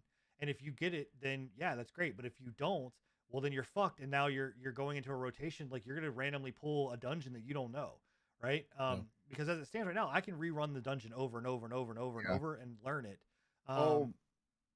The cool thing that they could do, and I'm sure they have plans to, is make daily and weekly challenges. I'm that sure. are- I'm like fairly 99% confident that's sure gonna that they had be said in that their they were going to do agenda. something like that. Yeah. Yeah, to have like these weekly challenges that everybody participates in and competes for, like the Yeah, first. place. I'm like place. 99.9% pretty sure that I sure. remember them saying something about that there was going to be like I don't remember if it was weekly or if it was like monthly, but So I mean, there was with certain that, challenges you know, that were that going to be alone, there is a big player base that love just exactly. dominating leaderboards. There's a big Yeah, appeal for I that. enjoy it. I mean, Yeah. this game is not like I know. That's the other thing about Sin. He gets off on dominating others. So Yeah. And you sure do know a lot about my sexual preferences. We're just learning so much all about of you. us. He's a Yeah. furry dom. Like this Yeah. is something that is like up my alley, but like what I've seen so far is just it seems it's pretty it's pretty vague with a lot of stuff, and like so I think it's good to have a demo because you do need to play this to see if this is your type of thing. What I would say is I would like for them to implement too is I think that it would be really cool is allowing the dungeon maker to be able to enter the dungeon creator mode as it's happening and kind of tweak it, right? So like Like you a get live edit. yeah, like you Yeah. get the option of going in and saying, hey, like and maybe it costs you credits, right? It costs you something to change that dungeon as it's happening. So you feel Um, like you're morphing There was a game like that. It was like a rogue like crawl, I think. Wasn't that like oh, Crawl's of that? dope, dude. Yeah, isn't that Remote, kind of yeah. like you go into the dungeon as a big baddie and you kind of like have to plant stuff around and traps and all? There's Pretty sure. a couple of them that are There's a like couple that. of them. I mean, even go back to Left 4 Dead 2. There's like tower you know? defenses that do that too. Like Left 4 there's Dead 2 a couple had of tower defenses that have released versus recently that mode. do that. Yeah. Well, there's a game that came out, and we'll move on to the next topic, but next stuff. But the one thing I'll say, there was a game that came out that was on the PlayStation 4 that I actually was really impressed with and I liked. It was a free to play game. I cannot for the life of me remember the name of it, but you played as it was a game very similar to this. You built a character, you moved your up these different towers. And it was permadeath. If your character dies, you lost all that shit and you got to restart. So it had the rogue like element to it. But it was a PvP based game. So like you're in there not only someone built the dungeon that the rooms and the floors that you went up, but also too that character went into the world with you. So like you would be PvPing other players inside of that. I think that'd be a cool element. Like add another set of people that are in here trying to also get done the same thing that you're trying to get done, but you're dealing with the dungeon that is created. So they have a lot of cool stuff that they could do, right? They got the groundwork. I mean, Yeah. I think they really could thrive with a lot more, of these features that we're talking about. They could do more with it. It just it feels like it needs something right now. Yeah, Like it's yeah. not really fully fleshed out. And again, we're talking the game is 2 months away from being. Oh, really? I didn't. April 24th. Yeah, but we April don't know what April build 4th. this demo is on. Right. So, I'm not judging it too heavily. I think this is a game where I will tell you download the Oh, demo. he hates it. Oh my God. Download the demo. I hate that one map. That map was fucking stupid. Download the demo and play it and play it and see if you like it. You have until the 13th right now for the demo. So, yeah. All right. Well, that is that for the games that we've been playing. We are going to move over to our news segment, but we're not going to switch scenes. Normally, I know we go back to our normal main scene, but we want to showcase some of the stuff that we're talking about in the news because we got 2 news topics, and one of them is going to take a little bit, and the other one maybe not as much. But I want to show something. We're going to show something off here. So, you guys familiar? Maybe you're not. There's this really no-name company and this no-name game, FNTASTIC, and the game is called The Day Before. Have you guys heard about it? I don't think we've really talked about it too much. Have you guys heard about this? Never heard of it. No, never heard. Okay. Doesn't ring a bell. That sounds like something made up. Yeah. Well, Sounds like something Well, fake, yeah, bro. you You take telling that us a name. lie? You know what, I might Dink. that name and take it for Yeah. my own. Yeah, you don't say. I mean, if you want to go get a patent for it, go ahead. You can still do that right Yeah, now. I might do that. I might go do that. Go grab I'll the be right. trademark. So the company, I'm sorry, FNTASTIC, not FNTASTIC. FNTASTIC. Or FN. Oh yeah, fuck that company, bro. I've heard of that. Yeah.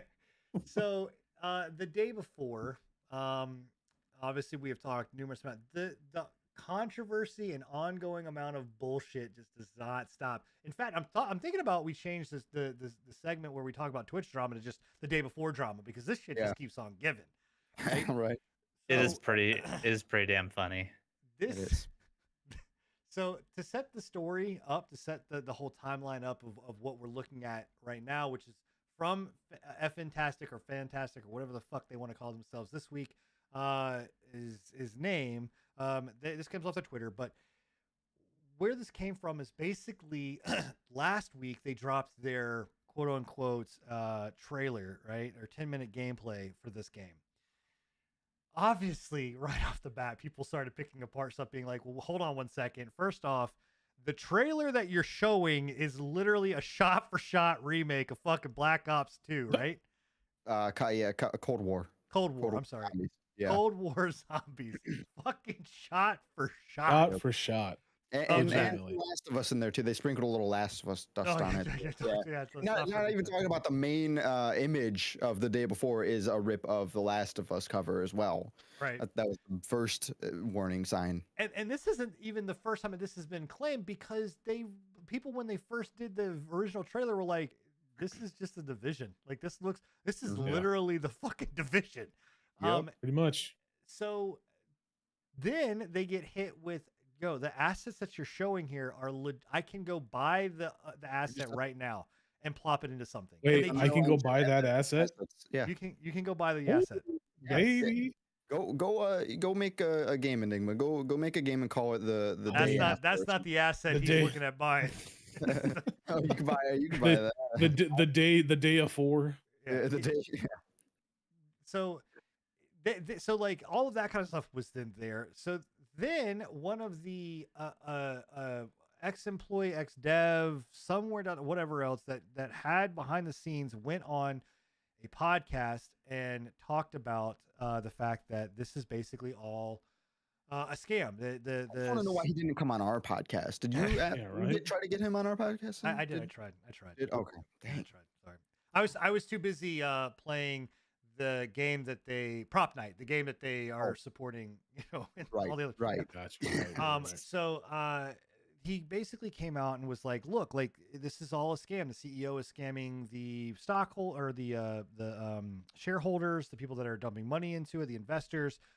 This is never going to come out. Like they're continuously just going to keep pumping the brakes on all this kind of stuff, and having another reason as to why. Plus the environment that is there is, which we normally see, right? Like you see a CEO, Bobby, that is a complete ass. And then you have the people that work at the studios that really love their games and they want to make something, but they've got to deal with the higher up. Basically saying that the work environment is terrible. It's in all this other kind of stuff. And that they've completely scrapped this game 6 times and it's being redone. And then when they're told to show something, they're basically like, hey, just go grab essentially what we said, assets, go grab something like this and just remake it with what we're trying to do. And that they're just basically, he's trying to string along as much money as he can until he dips out. That then prompted FNTASTIC to come out and say this, which is, I will read word for word. We all live in a time of disinformation and lack of fact checking. Anyone can, which I want to put lack of fact. You mean like the lack of fact checking that you did about your patent or your trademark? That kind of fact checking? That's weird. Anyway, anyone or the fact checking about the error on Steam where the pages go down. Yeah, I'm still waiting for another company to come out and be like, yeah, this is happening. Hey, by the way, we got to cancel our game because of a bug that happened on. Sorry, guys. Sorry, man. Like it's a wide arcing bug, man. Like everybody's having it. Surprised you guys haven't heard of it. My bad. You know that Gabe Newell was playing with his companion cube when that happened. He was like, "Wait, what? What do you mean? There's a bug in Steam?" What? He just laughed in. He knew. So furthermore, anyone can say anything for views, and everyone will believe it. This information needs to be dealt with as it can harm not only us but also other indies and small medium studios. It also has a mental impact on the members of such teams. After the release of the day before, we'll think about how to help novice developers deal with fakes and allocate resources for this. Destroying is easy, creating is difficult. FNTASTIC. And this is a company for the people, man. They're thinking about in-depth.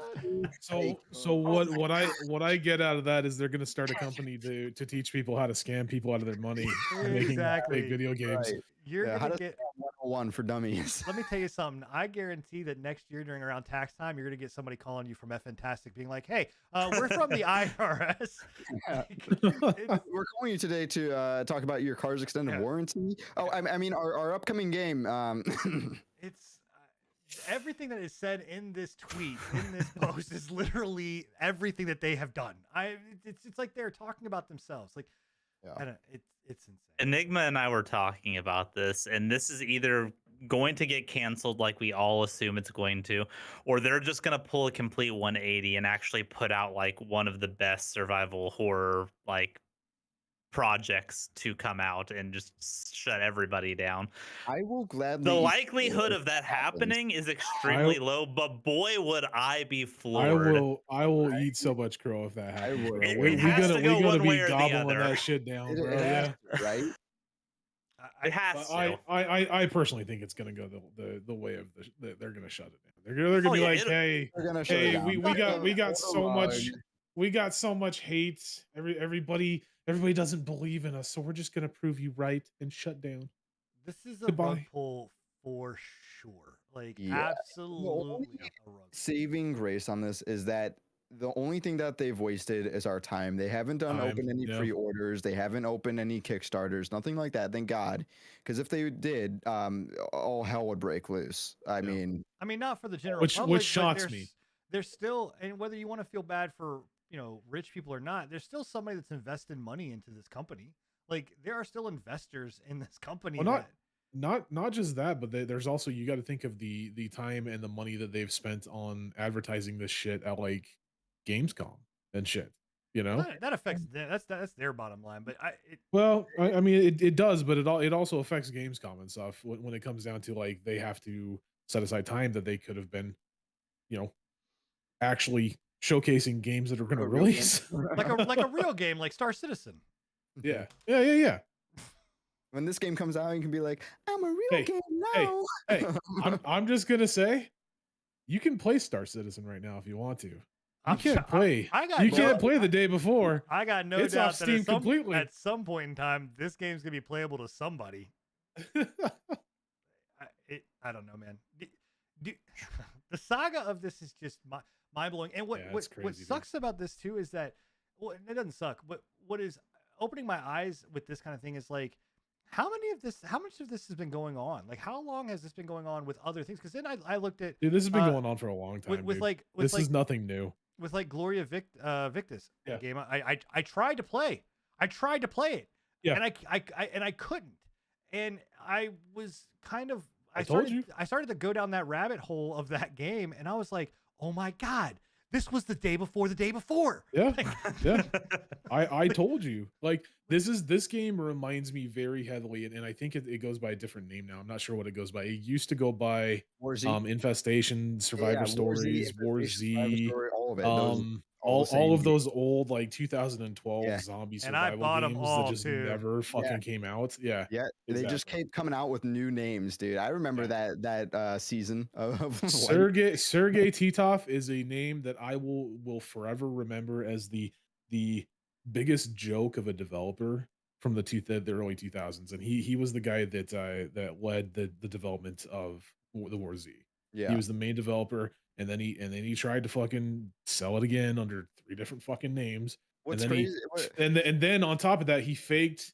I think he faked something, like he faked a theft or something in his company, shut down his company, and then reopened it under a different fucking name, making another fucking game that never went anywhere. What's crazy is that fan base was so loyal for the longest time. I mean, I was one of them. But yeah, it had such a loyal fan base, and it was a real game. I mean, he did. Something there. Wow. Well, we'll define that very loosely. It was a playable game. It was a playable game. Yep. So, what are you showing me here? Prop night? Yeah, the student they just rip everything, man. Even prop night can't be original. You gotta be fucking kidding me, man. And that's an advertising piece. Sin, can you pull that up? This studio doesn't have an original bone in their body, even if they are a real studio. That's legit. I can pull it up. I'm gonna cover someone's face here real quick. Sorry, Scruff. Your face That's fine. Covered. But Yeah, this is the image here that we're.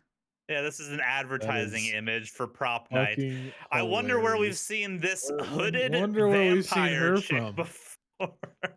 Hooded Wow. blonde vampire chick. Yeah. Wow. Yep. That's crazy, that's dude. FNTASTIC or whatever. That's fantastic, baby. FNTASTIC, Oh baby. man. All right, Holy well, shit.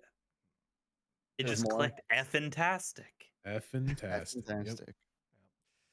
all right. Well, that's Wait till My brain's next melted. week when there'll be another, entry into this story. what's so crazy about this too is that how fast they fucking put this tweet out. Like, Well, they're on was- damage control. That's yeah. they're on damage control right now because they're getting lambasted in their Twitter on their Discord. They're getting lambasted on Twitter. Did they Like think that people weren't everybody gonna is just figure it like, out? what the hell is going on? Like, that's what blows me away. Did they really think people were not There's gonna figure this out? no way they could have they Like, had to have like I known. was saying, man, this could be one of the It could. best And negative if it publicity is, campaigns ever. Jesus And when Christ, the game comes bro. out, it's gonna be phenomenal. Yeah. If that's what it is, man, like I applaud them, man. They got me. You got me, FNTASTIC. You got me. Well, we'll have to wait and see. So, all right. Well, moving on to the last segment of news. It was good old Nintendo doing their Nintendo Direct. Thank you to the GameSpot channel. This is where we have this information and are highlighting this. So GameSpot.com. But Nintendo had their Direct in this February or this on. They had it yesterday, right? 2 days ago. Well, technically 2 days ago. 2 days now. ago, The Yeah.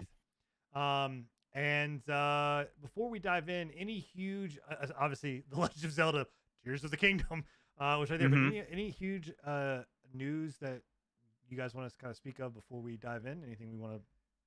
I was really hyped about a few things from this. Pikmin 4 got announced, which is pretty cool. Did they? So I thought Pikmin 4 was already announced. Did they actually showcase anything off this? Yeah, they showcased some of the new Okay. Pikmin. There's a little alien dog companion. It just they showed more of what's going to be going into it. It's The fuck? really I'm cool. I'm gonna just make my announcement here. I could give a fuck less. No Cool, shit. Nintendo. I'm out. Shocker. Yeah, I'm gonna use the restroom. You guys I haven't have watched this the- conversation. What the I don't hell? watch this direct. I don't know why the video is being Yeah, weird, I don't know why they're but saying. yeah, they showed off an ice Pikmin that you can use to freeze lakes and freeze enemies and then shatter them and stuff. That was pretty cool. And like I said, there's a dog companion where you and your Pikmin can jump on it. It can ram through walls. Really cool. Really, really nifty stuff. It's and it looks like there's gonna be full co-op capacity, which is That's cool. good too. Was that was that? Is it? Are they gonna do online co-op or is it just gonna be couch co-op? I would imagine it would be both. That's cool. I mean, that's the way. Well, it'll either be both or it'll be exclusively couch co-op because I think Kirby Forgotten Lands was only couch co-op. I mean, they lean heavily into their couch co-op. Yeah, it's an ideal way, and I wish more game development studios would lean into couch co-op because I think it's heavily underutilized. It's so simple. Yeah. Well, to be fair, too, Nintendo's online system ain't exactly the best. Like their infrastructure ain't the greatest. It's not. It plays Pokemon Unite, okay. Okay. I mean, yeah, it's fine. Except if you want to chat with somebody, you got to get on a fucking cell phone to do it. Like it's Fair enough. So, But Pikmin 4 was a big one, and then Metroid Prime Remastered was. I'm excited about Metroid Prime Remastered. It's already out. You can go play it now. Wait, what? Is it really? Wow. They shadow dropped it, dude. Oh my god! They shadow dropped it I didn't get to and watch the this. Game Boy collection, Game Boy and Game Boy Advance collection.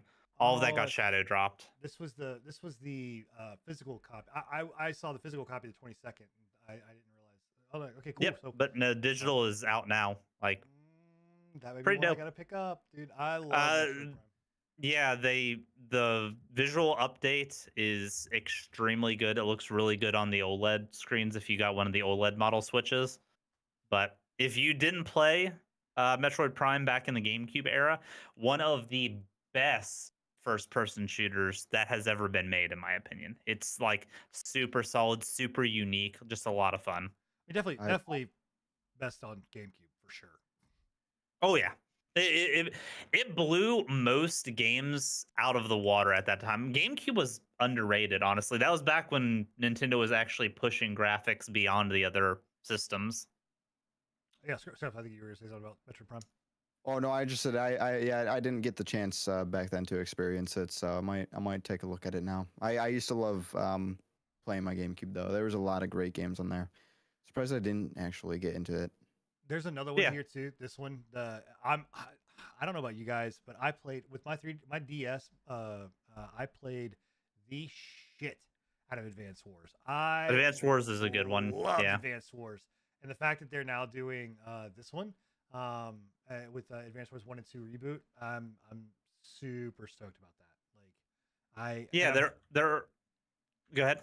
I would say I don't. Did they announce if this is going to have online capability? Like, I really hope it does. I don't think they did. Okay, I gotta hope that they have fucking online capability with it, because that would just, it's such a good game. Such a good game. Yeah. They also are remastering Tales of Symphonia, which is one of the best JRPGs ever. A lot of big titles. Yeah, it's a lot of remasters, just bringing them up to modern standards. But again, another GameCube era game that is one of the best in its genre.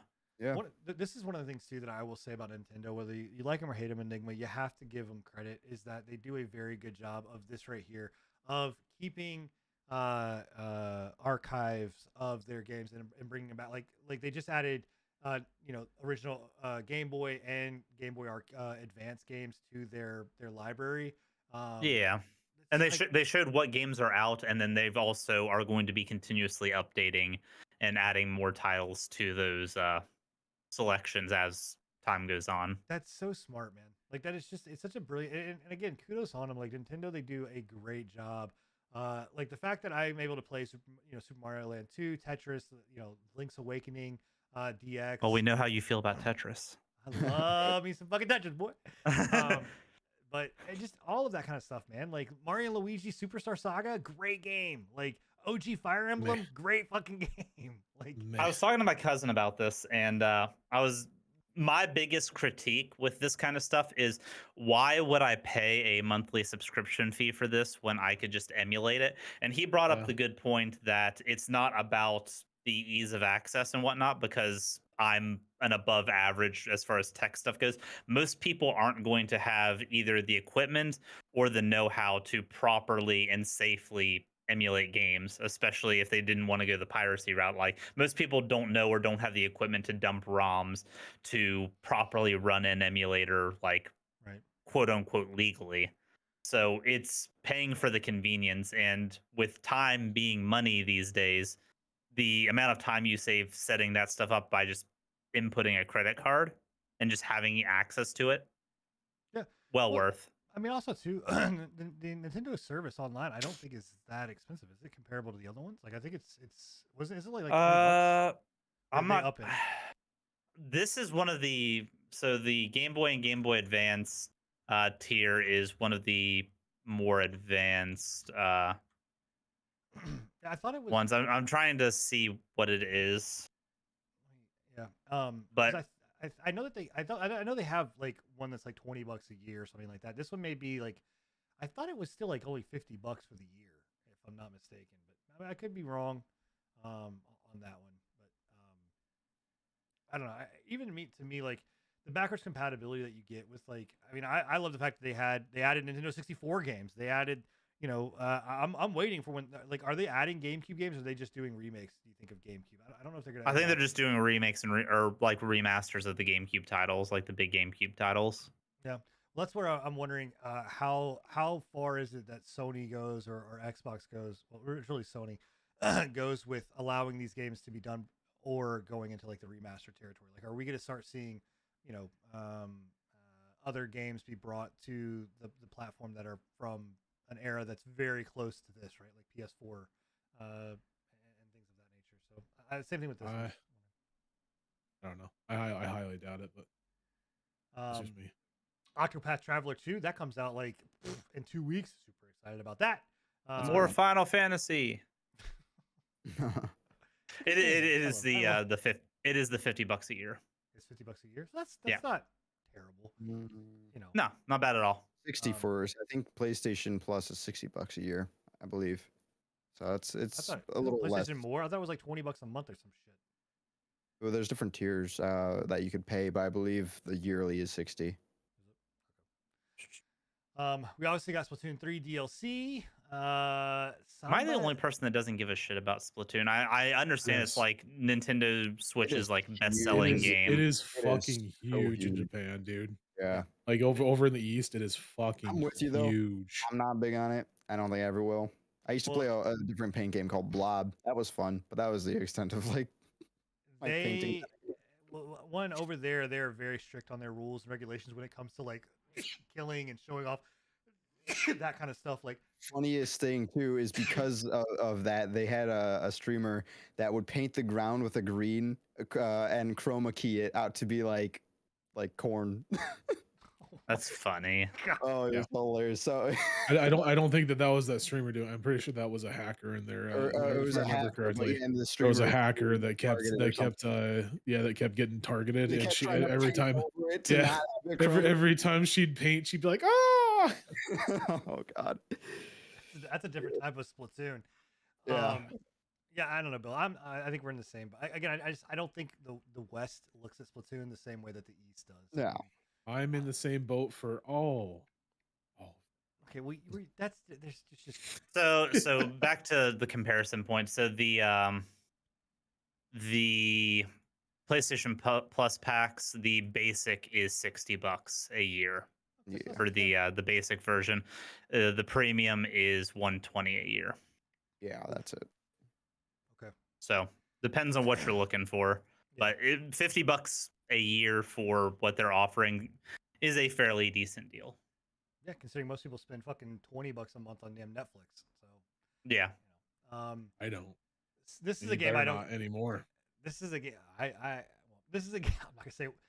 This is a game that I liked, or I did like when I was a kid, or when I played it a long time Samba ago. de Amigo. Yeah, it's actually a pretty fun little Maraca game. I don't really care about it coming out, but like the new one. But, hey man, have at it. But obviously the big one was The Legend of Zelda: Tears of the Kingdom. Right. This is the next take the world by storm again, just like the last one. The next version. I really wish. I'm cautiously pessimistic about this one. Like it could blow me away, but it just seems like they took Breath of the Wild and then added like mechanics from Banjo-Kazooie Nuts and Bolts. I'm gonna see if I can actually give me a second. I'm gonna see if I can continue to talk. I'm gonna find the YouTube video where I can actually get footage. Yeah, so but it is extremely good looking for like the Switch. This is pushing Switch technology as far as it can go. It seems like it's going to have a much darker tone to it. We're going to see basically Hyrule get destroyed again from what it looks like. It's all the way at the end. Yeah, I'm just looking to see if there's anything there. But it's the new mechanics that it looks like they've added is taking like ancient tech and stuff and being able to rebuild some like vehicles. Like there's a Land Rover that they showed. They showed a hovercraft. They showed a raft type thing. Like being able to build stuff like that from the ancient tech or whatever, which very much resembles at least the building. I'm assuming you're going to be able to like hand build these devices because they look very modular. It reminds me of Banjo-Kazooie Nuts and Bolts, which is a great game. Great game. Yeah, it wouldn't be a bad system for them to integrate. But holy, I didn't notice the giant fire hydra on the bridge back there. That was actually kind of cool. This is I mean, look, the last Legend of Zelda. Why am I blanking on the name? I literally Breath of the Wild. Breath of the Wild. Thank you. Yeah. I mean, it really did reinvigorate and rechange the way that a lot of open world games kind of did with a lot of things. Like it expanded it, right? I'd say it heavily impacted Genshin Impact, and that game was huge too because of it. Of course. So I have no doubt that this one will push the genre farther. Again, whether Enigma likes to admit it or not, it will inevitably push the genre I forward. don't know how much room they left themselves to push I the never, genre. I you know, never, 'cause I never said that I didn't care that it pushed the genre for it. I just don't give a shit about Nintendo. Sir, you said you hate Nintendo. Get out of here. I don't yeah, like some Sony fanboy. Yeah, I'm not a big fan of Nintendo at all. No, but I can say yeah, 100% Breath of the Wild was a big thing for him. It was a sign of them moving into a I different don't think it's genre just for of them. game. It's not just them. It's Oh, more it's not like them. you can play Zelda Breath of the Wild on a fucking PlayStation. Like, I mean, you can if you're smart enough and savvy enough to do it. Do you think who else is it benefiting? It's benefiting fucking Nintendo. Like, it's not benefiting anybody else. Do you think that they are going to have seen like Elden Ring's open world success, and do you think there's going to be any Elden Ring-esque systems that are integrated into this? Like what? Like invading? No, not No. necessarily, but like, do you think they're going to tone back on like the destructible weapon, like your weapon durability and stuff? Okay. Do you think I they're was going to gonna say, have like, more what big does Elden Ring do that this game doesn't? Like they're both more No, they're- reliance on they're gonna double down on the durability. You're gonna be able to hit things twice before your fucking shit breaks. No, I'm thinking like Instead of map 4 design and times. stuff, like less dependence on UI and like letting people like explore, like having interesting map set pieces that are going to draw people to them instead of more UI based stuff.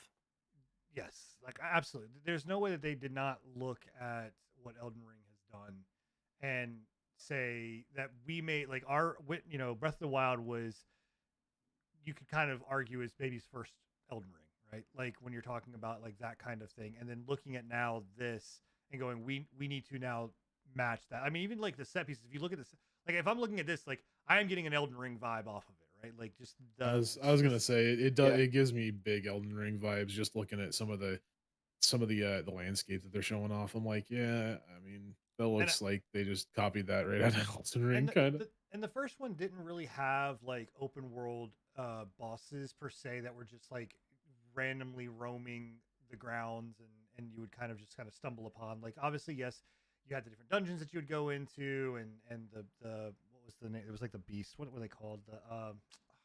Yeah, the giant robot, like elephant and bird and stuff. Yeah, that you would go and go after. But like, I think that they're gonna look at that and go, we're gonna make we want to make this more encouraging for people to explore the world, and the way that you do that is add in stuff like that. I think this is cool too. Like you said, the modular stuff. I didn't get to see this trailer until now, and seeing them do that, like, that is dope. Like, that is a really cool aspect to do it. To, like, if you can build. Like I said, nuts and bolts, man. Yeah. Banjo-Kazooie was ahead of its time. Yeah. Minecraft, bro. That's where it's at. Redstone. Yep. I would like to say we are getting down to like the 10-minute marker. If anyone has any questions pertaining to like the topics that we've talked about on the cast, do get them in the chat now, and we will make some time to answer them. Yep, for sure.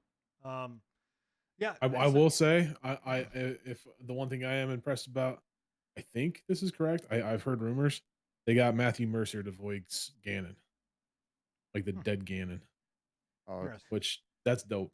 Because he's always wanted to do Ganon. Like he's openly come out and said that he wanted to voice Ganon at some point. That's kind of Matthew Mercer's dope.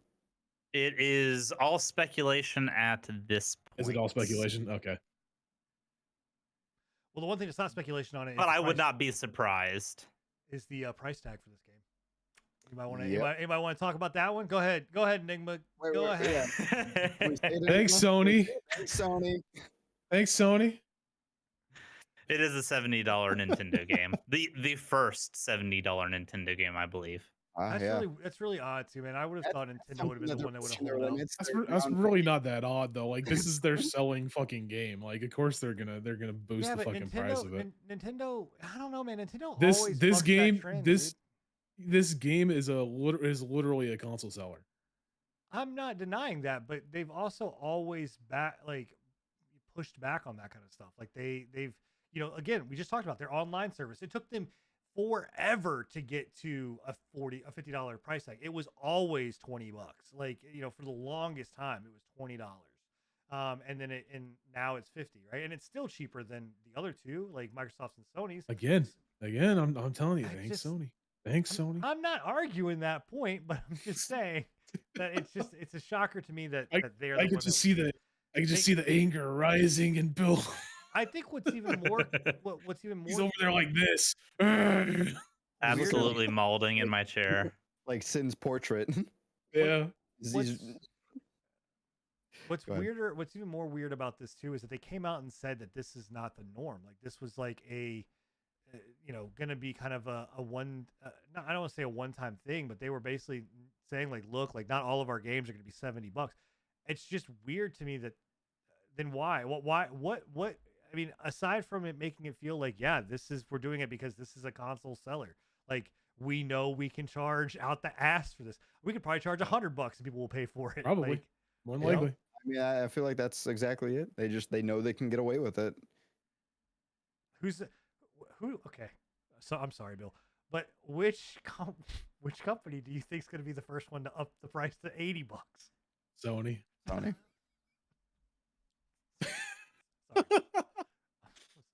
It was like, you motherfucker. We gotta stop poking Bill. Hey, you know what? I don't ever get to be on this side. I always have to be on the one that's poked. Yeah, we don't do this to Bill. Listen, if it's another 20 plus years before $80 games happen.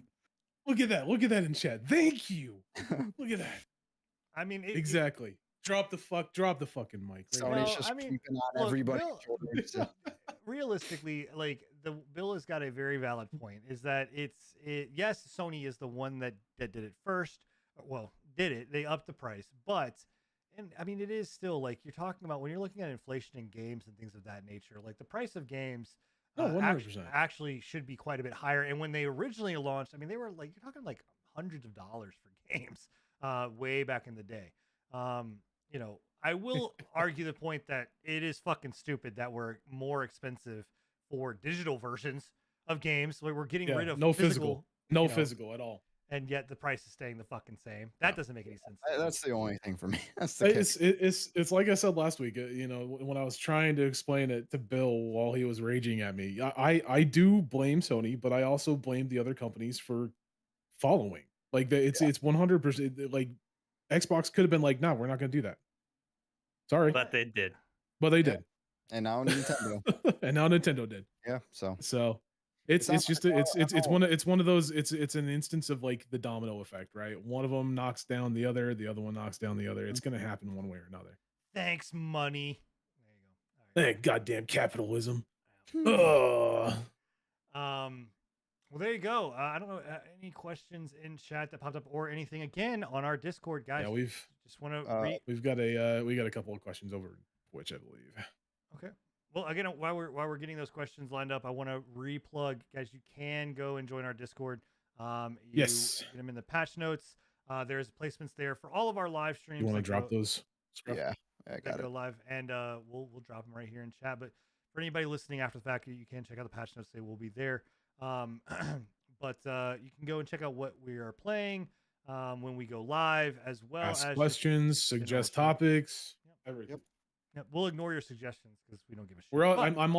I'm really wanting to get together like community nights in that Discord. So like we'll be possibly doing fun. Movies, playing games together, stuff like that. I'd really like to start doing that. So if you guys want to do something like that, definitely get over there in the podcast Discord, and yeah, we'll have a good time, I think.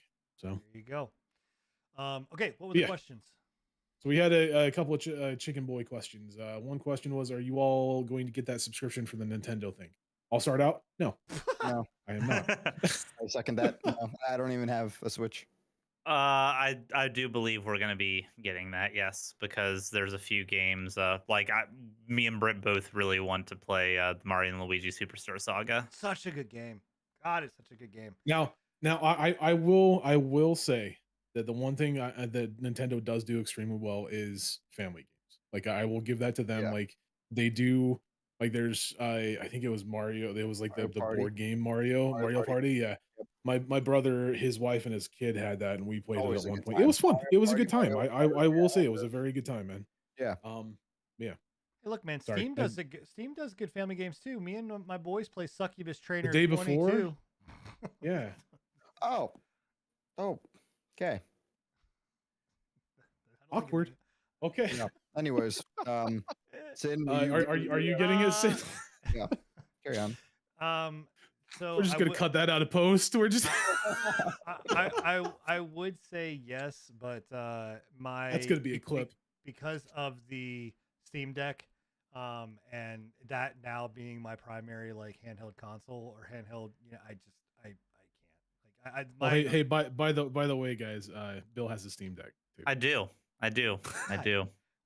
Man, I'm just saying I got it. I'm just saying I fucking own it. You asked me a question, I answered it. Y'all can fuck off. How about that? Shit. So yes, you will be getting it. But it is well worth the money. It's well worth having. 100%. Like having that amount of games for 50 a year is a great steal. Yeah, in my opinion. So cool. The second question is, I might have missed it, but do you all recommend the Harry Potter game? I have a few friends asking me if it's worth it or not with its price tag. I haven't pulled the trigger on it just because I'm not that big of a Harry Potter fan, but they're all having a decent amount of time, fun with it. So, and it seems like the common consensus is it's a pretty fun game, even more so if you are invested in the Harry Potter universe. Yeah, I mean, I don't. I'm not a big Harry Potter fan, and I am really enjoying the single player experience and the open worldness of it. I mean, it's very.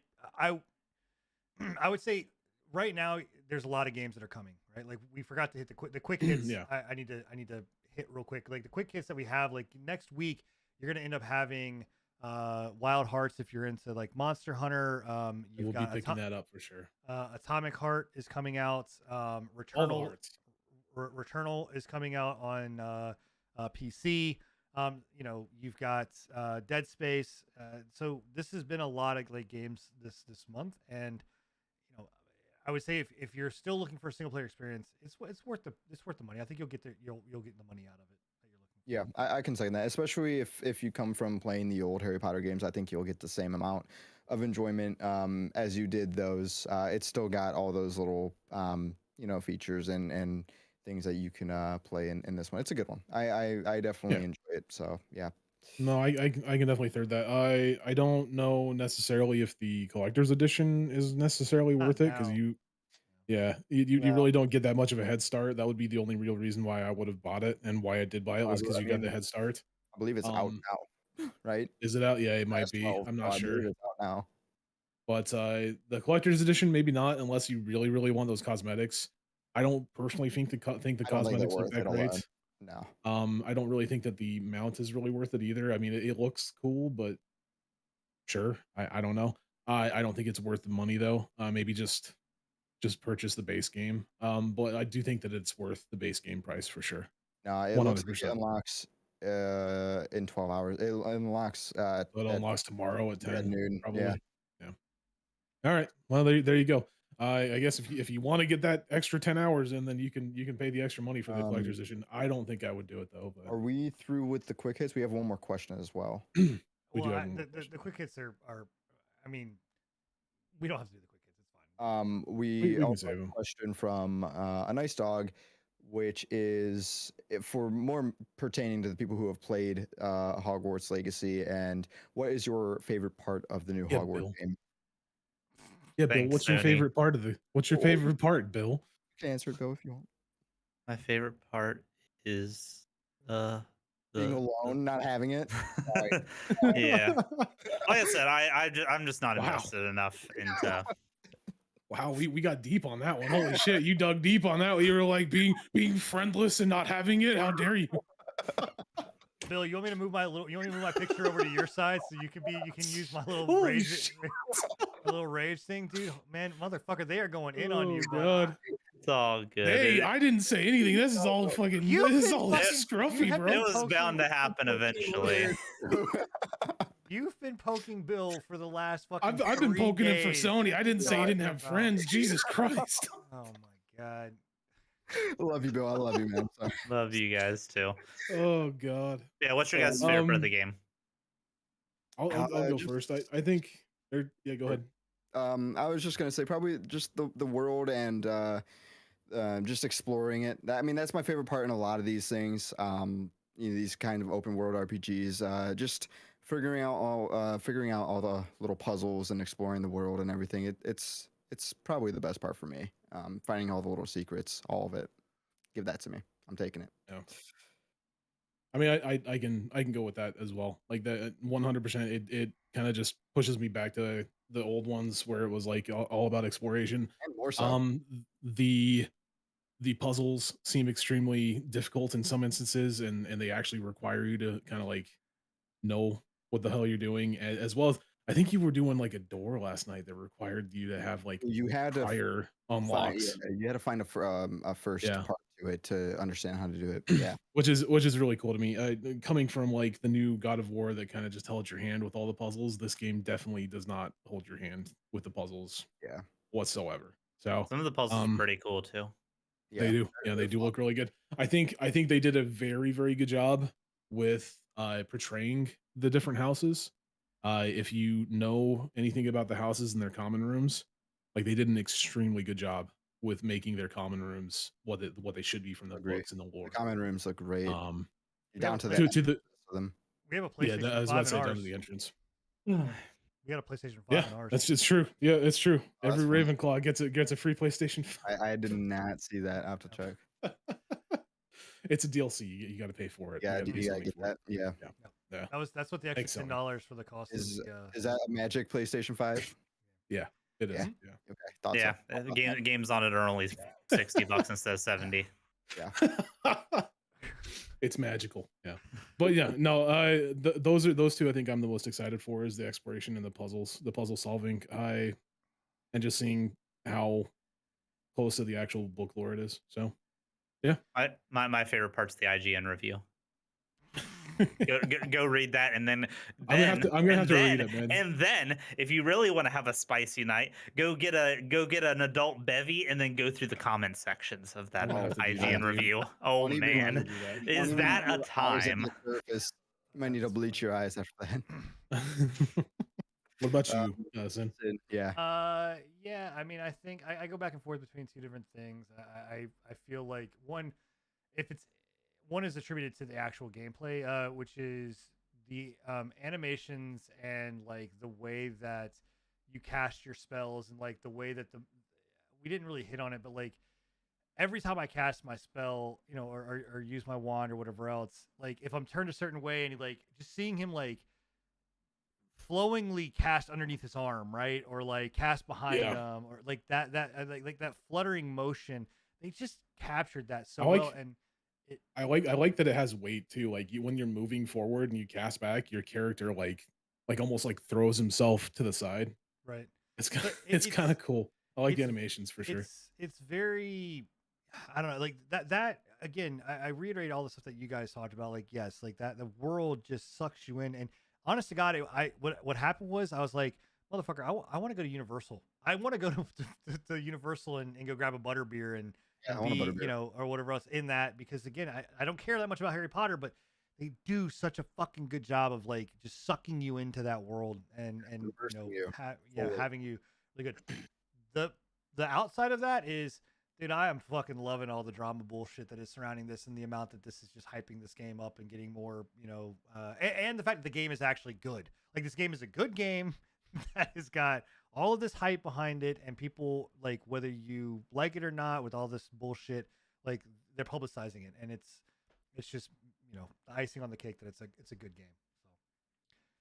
So, that's it. Yep. I think if I'm not mistaken, any other questions? I don't know. Don't want to cut anybody. No, we're good, man. I think we're good. Yep. We are awesome. Great. Well, that brings up the Spotify on your guys' faces. So, thank you guys all for tuning in. Obviously, episode number 74 is in. We're a professional podcast. Yeah, by look, the way, I'm just gonna bring out the pie. But until next time, guys, which will be episode 75. That's a milestone. That is a milestone. It is a milestone. It's on itself. So 3/4 of the way to 100. Heck yeah. Love you guys. But yeah, make sure that you guys, again, check us out on all of our different streaming platforms. Make sure to go and subscribe to Scruffy, Enigma, myself, Bill. Also, again, super congrats. You could actually become a member of Bill's channel. You can actually get emotes and help support that luscious beard of his. And you know, and make sure you follow our latest follower for the podcast YouTube, Sinan, going to our podcast and following. Yep, absolutely. That's why I did it. So I wanted more promotion for my own self. Yep, of course. We know it's always about you. Yeah, it is. This whole show is just a way for me to fan my ego. So yeah. In any case, I could not do it with all of the crew. Without all, I could not do it with. You could not do it with the crew. I can't do it with the crew that got here. It's a Freudian slip right there. He was like, "God, I'm going to fire all these people here in a minute." Firing somebody else. But no, I honestly. He's gonna take a bonus after this. Well, don't you got Supermart to go get to or something like that? Just want to check somebody out. Shift. Anyway, you guys have a wonderful night. We will catch you guys on next episode. I almost said next week, but next episode. And yeah, we are out of here. Bye, guys. Arrivederci, babies. Deuces. Bye.